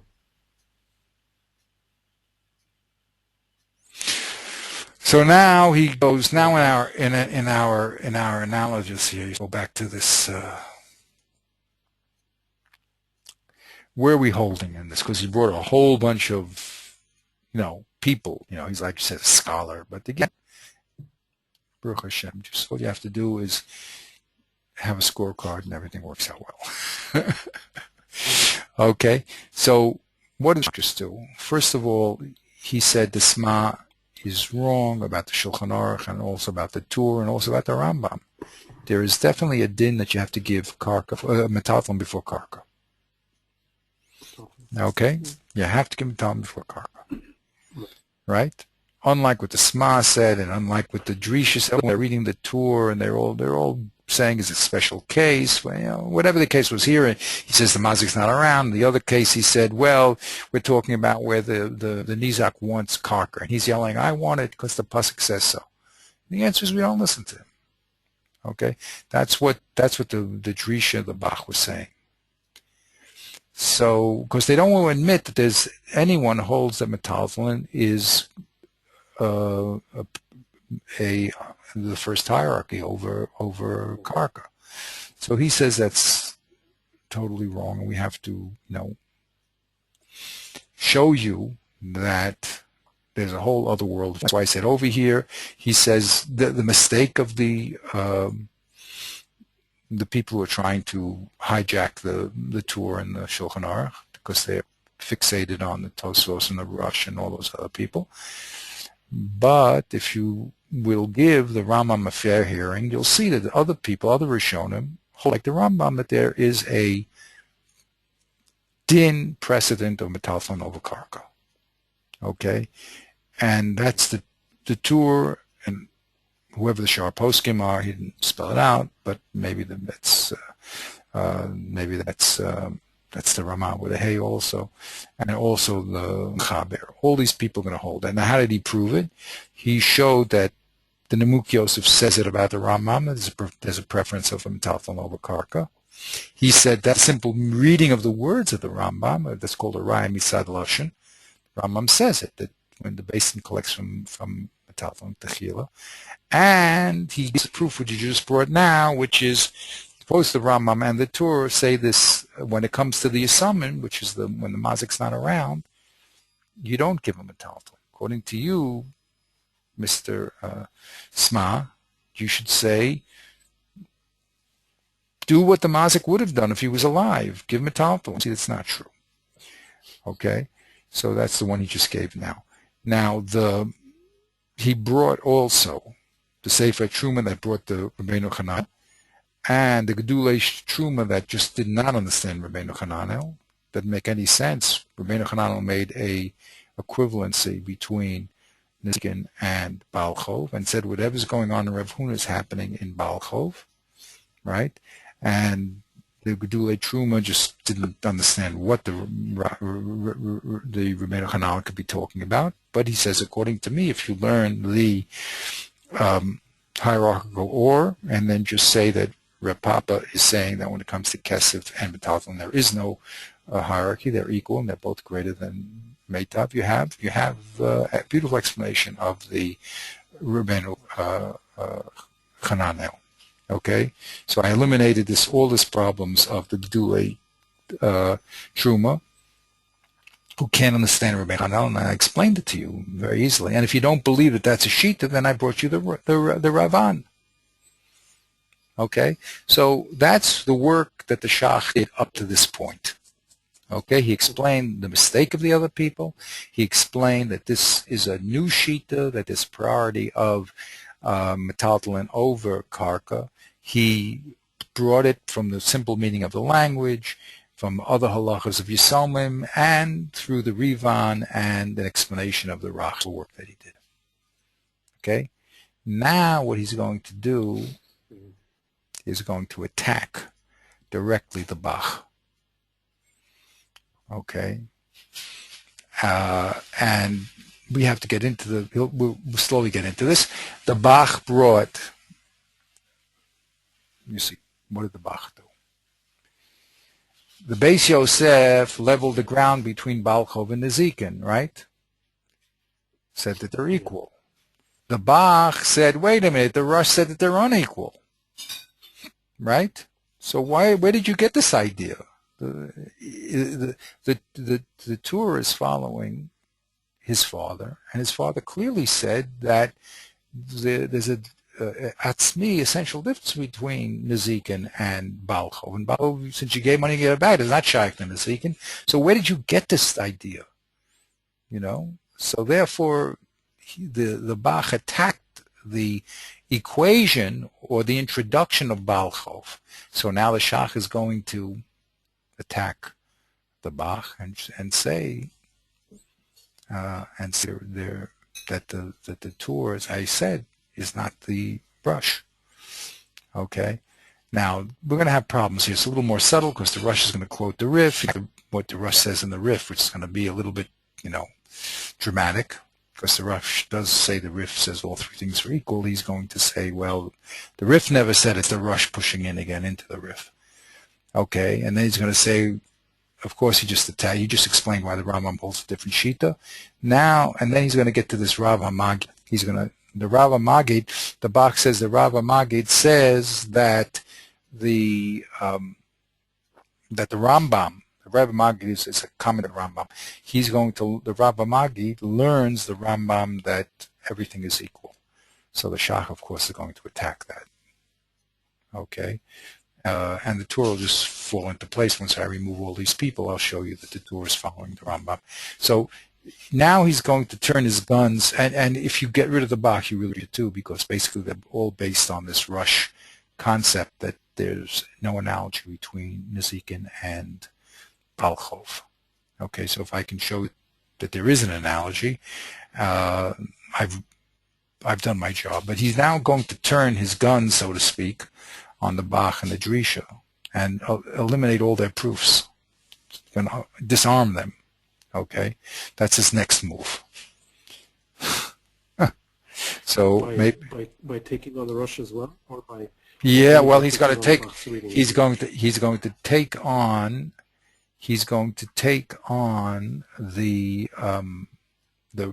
the Rush.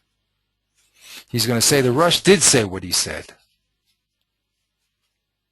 right? But the Rush did make a distinction.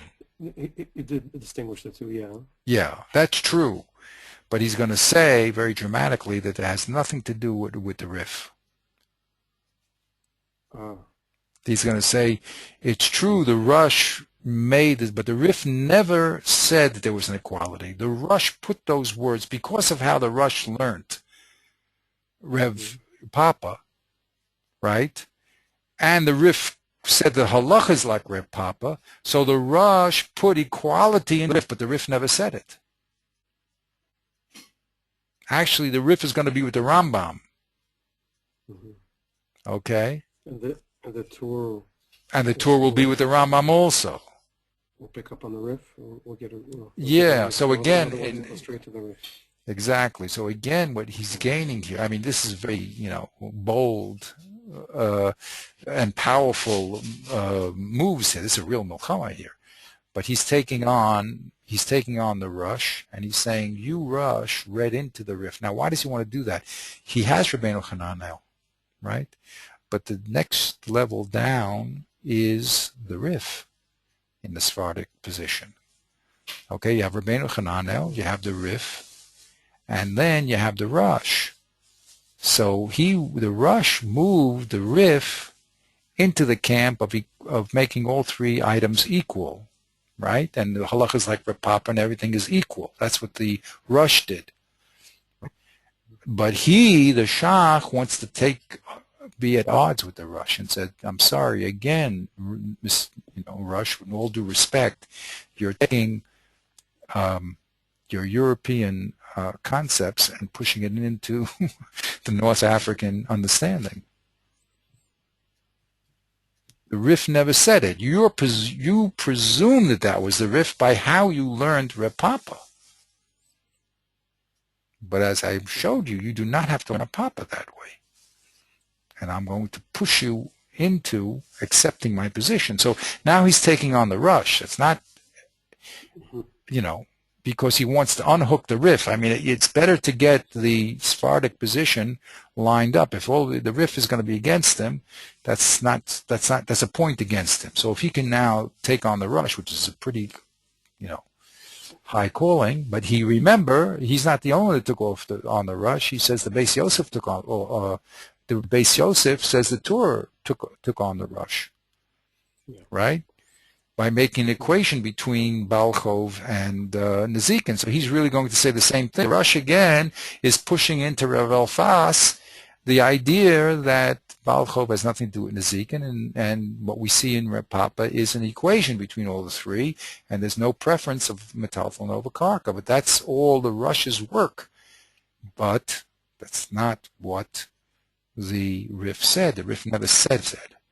And therefore the Rif is going to fall into the line of the Rabbeinu Hananel and the way that I explained it, and the Rambam, and how I explained the Rabbeinu Tam. That's the work he's going to do now. Okay? And then he's going to take on, the Maggid Mishnah explains the Rambam, okay? And he's going to say the Maggid Mishnah was misquoted. Okay? It's just not true. The Maggid Mishnah was misquoted by the Bach. They pulled out the Maggid Mishnah to show him that the Rambam holds equality. So he's going to say to the Bach, that's not what the Maggid Mishnah said. You have to reevaluate the Maggid Mishnah said. Okay, so he has the Shach here is a very, very, big heavyweight participant in this very, very serious debate here. And he's going to clear the field of all these. Now he's Ashkenaz himself, by the way, so there's no prejudice here. It's just a question of he's saying, look, you can't take old world ideas and push it into everybody. That's just that's a fallacy. You have to give the Rambam his due, and the Rambam and the Rif and the Rach their due hearing. I mean, they have a different way of seeing things, and once you see that, you'll come to their conclusions. And that's the great work of the Shach. Now, as I said, when we understand this well,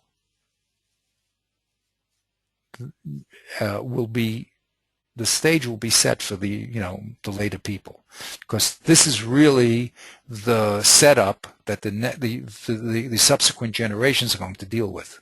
As I said, they're either going to be friend or foe. They're either going to remove what the Shach had to say by showing, that's not Rav Huna and that's not really the Rivan, or whatever they're going to do.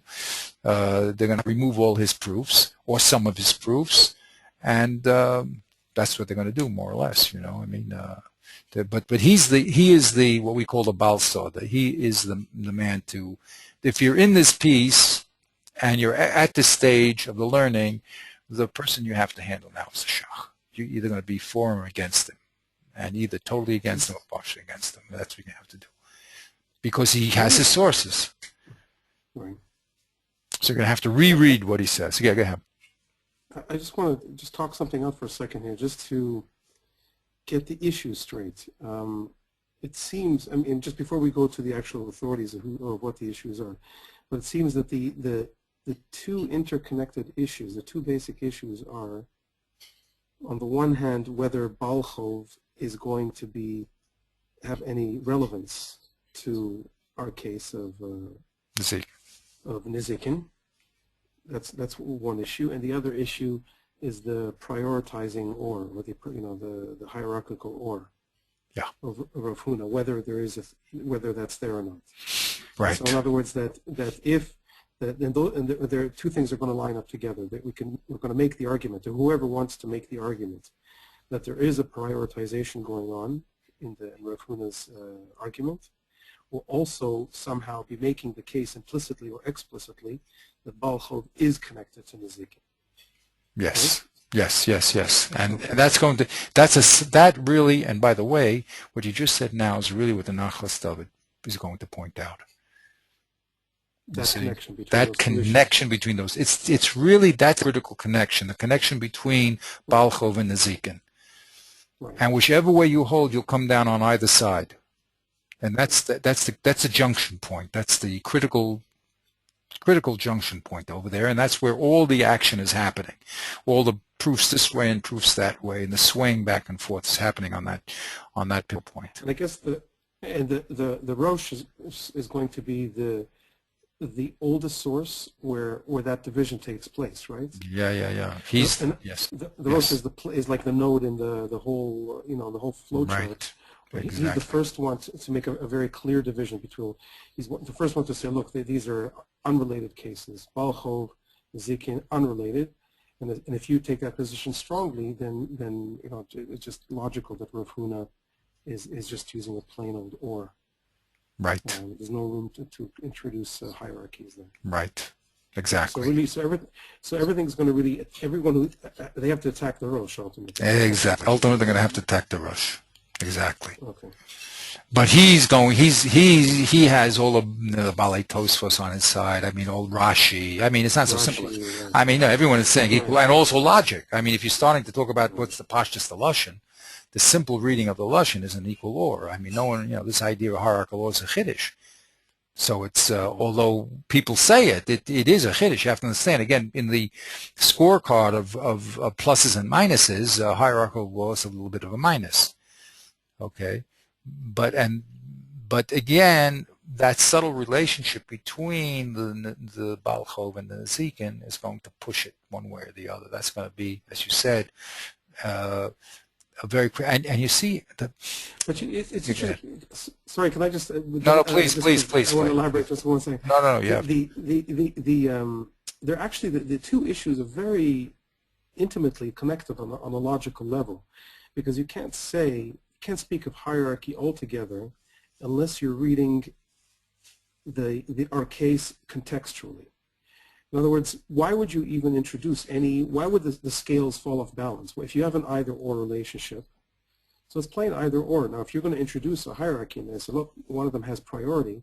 So it seems, I mean, I don't like using the word obvious, but I'll use it now with reservations. It seems obvious that if you're going to introduce a hierarchy, the weight that's tipping the scales must be coming from a context which is outside of the immediate case. yes, And therefore, that's right, you're reading it. You're reading two psukim against each other, or two cases against each other. right, So exactly. that must. No, So that's exactly it. That's so exactly the it. ultimate machloket, like the two camps, have to be on the one hand, you have a camp of contextualizing readers, who are saying, look, read things in context, and the other camp is saying, no, this is a unique case, and don't flatten out all the cases here and make everything related to everything else. Right. Not everything, obviously, but these two cases. But these two cases, right? Exactly. That's exactly the issue over here. That's exactly the issue. And people are bringing their proofs on either side, but that is the issue, because there's a chiddush to say priority, right? Prioritization is a chiddush.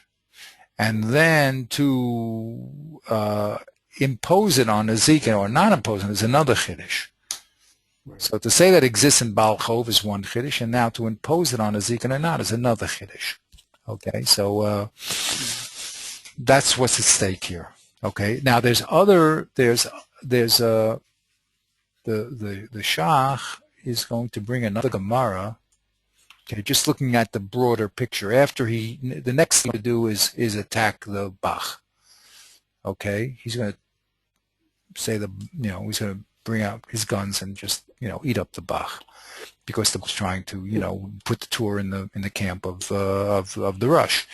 But in the end, what he's going to do is bring this Gemara, which is going to be very exciting, and he's going to say this is the Gemara that the Rambam used to get his language, because the Gemara says the words when the Beis Din is this keshe Beis Din niskakin.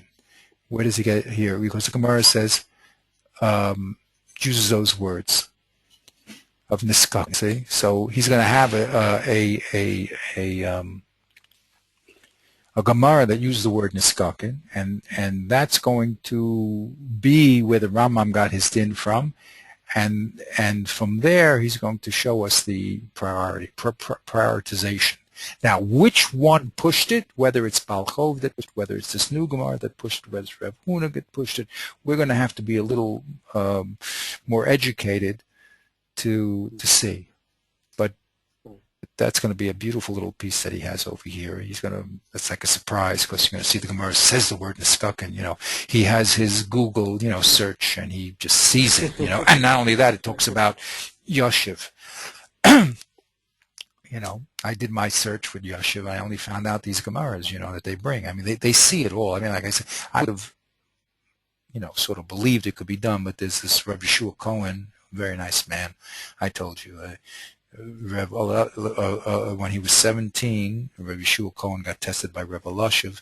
Rebbe Lushev said, how many times does Tosfos say Inami in the third parak of Baba Kama?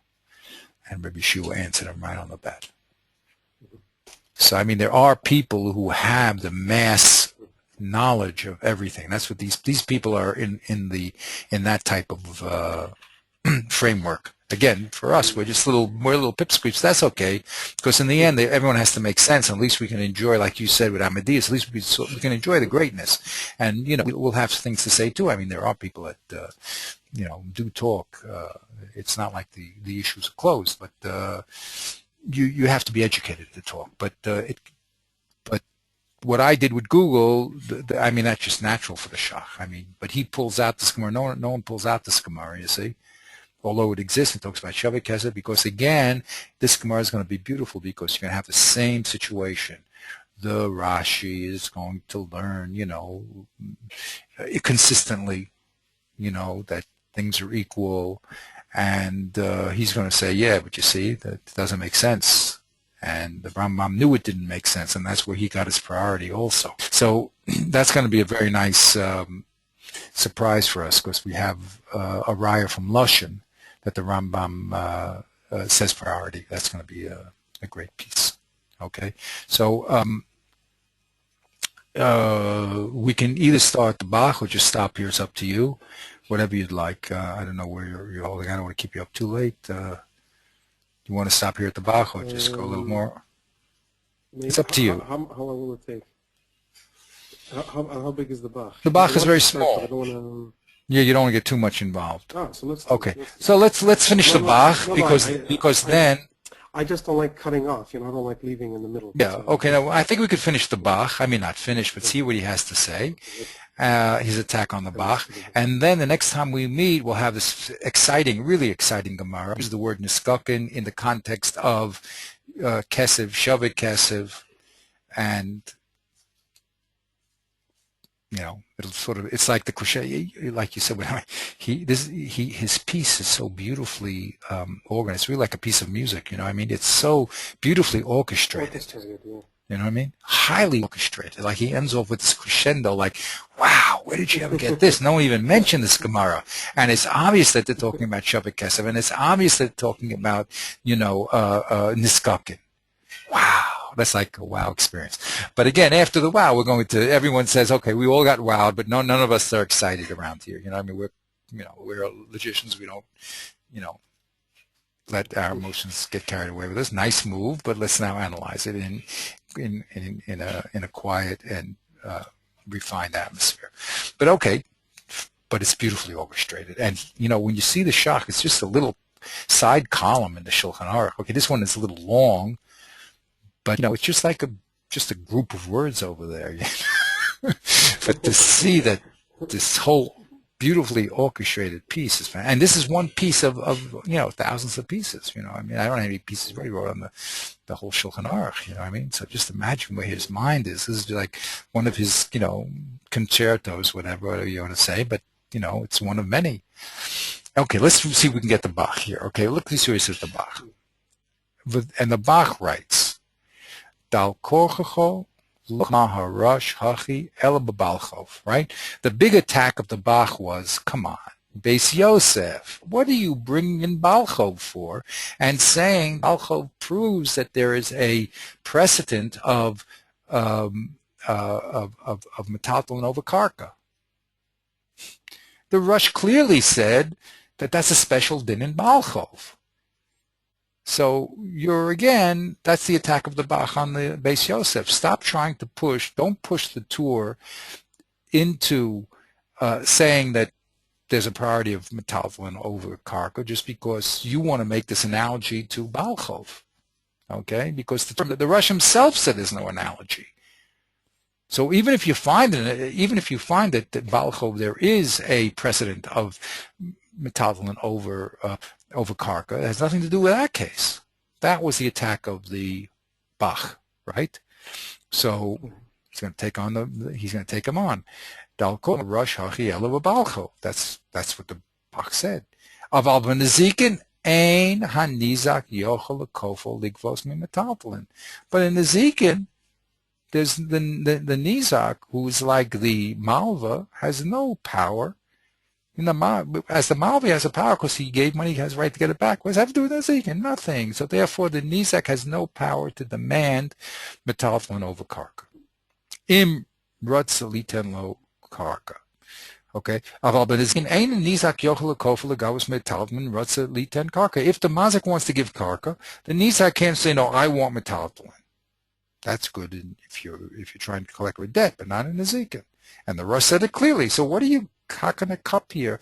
He says to the Beis Yosef and pushing the Tur, pushing the idea that the Baal Chov is applicable to nezikin. Come on, the Rosh said opposite. And he says, and of course the Bach says, come on, and since the Rosh said that there's no connection between Baal Chov and nezikin, the Tur is following his father, and there's no connection, right?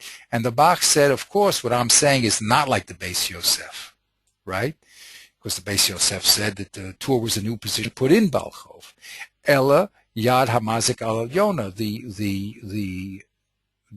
The Bach says against the Beis Yosef that the mazik can do what he wants, not like the Beis Yosef that says the nizak can claim.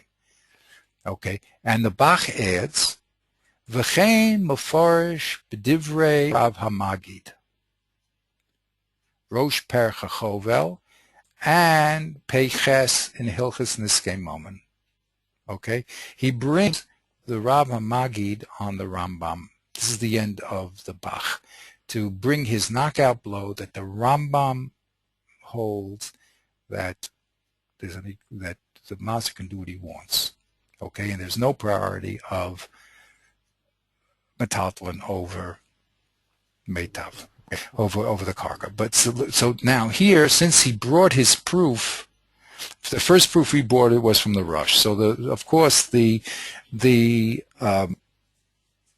Shach is going to have to attack that Rosh and show that it's true the Rosh holds that the two cases are distinct, but the Tur doesn't. And the second thing he has to do, the Shach, is to unhook these Maggid Mishnahs who explained the Rambam. And he's going to do that also. But maybe, I see, we're going to have to give that a fair hearing, so maybe we'll pick that up in our next meeting. We'll pick that up, and then we'll move over and we'll move further. You see here, he's going to knock out of the Bach completely. Once we have that piece in place, which again it's not fair to shortchange it. Okay, yes. Who's just before we break? Who is the Rav Magid? He is a commentary. If you want to know exactly, he's a commentary on the Rambam. Let's see if I read in my little chart. He's a commentary on the Rambam, an early commentary on the Rambam. Okay. So he'd be contemporary of the Beis Yosef. Yeah. Exactly.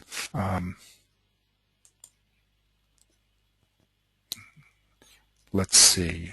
Let's see first of all if I put him here. That's why I have to, keep my bases also on. Let's see if I put him here. I tried to combine the charts here a little. The Rivan Mordechai, Maggid Mishnah. Did I put him in here?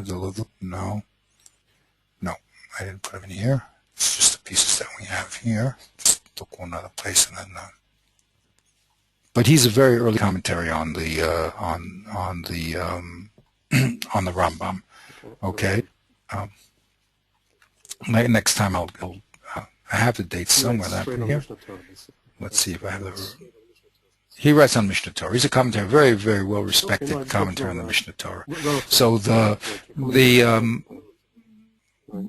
yeah, so he's on the Mishnah. He's a commentary, an early commentary on the Mishnah Torah. Okay, exactly where he fits in, I forgot his dates, but the point is that the Shach is going to now. The Bach holds that the Maggid Mishnah explains the Rambam as equality. You know, old world.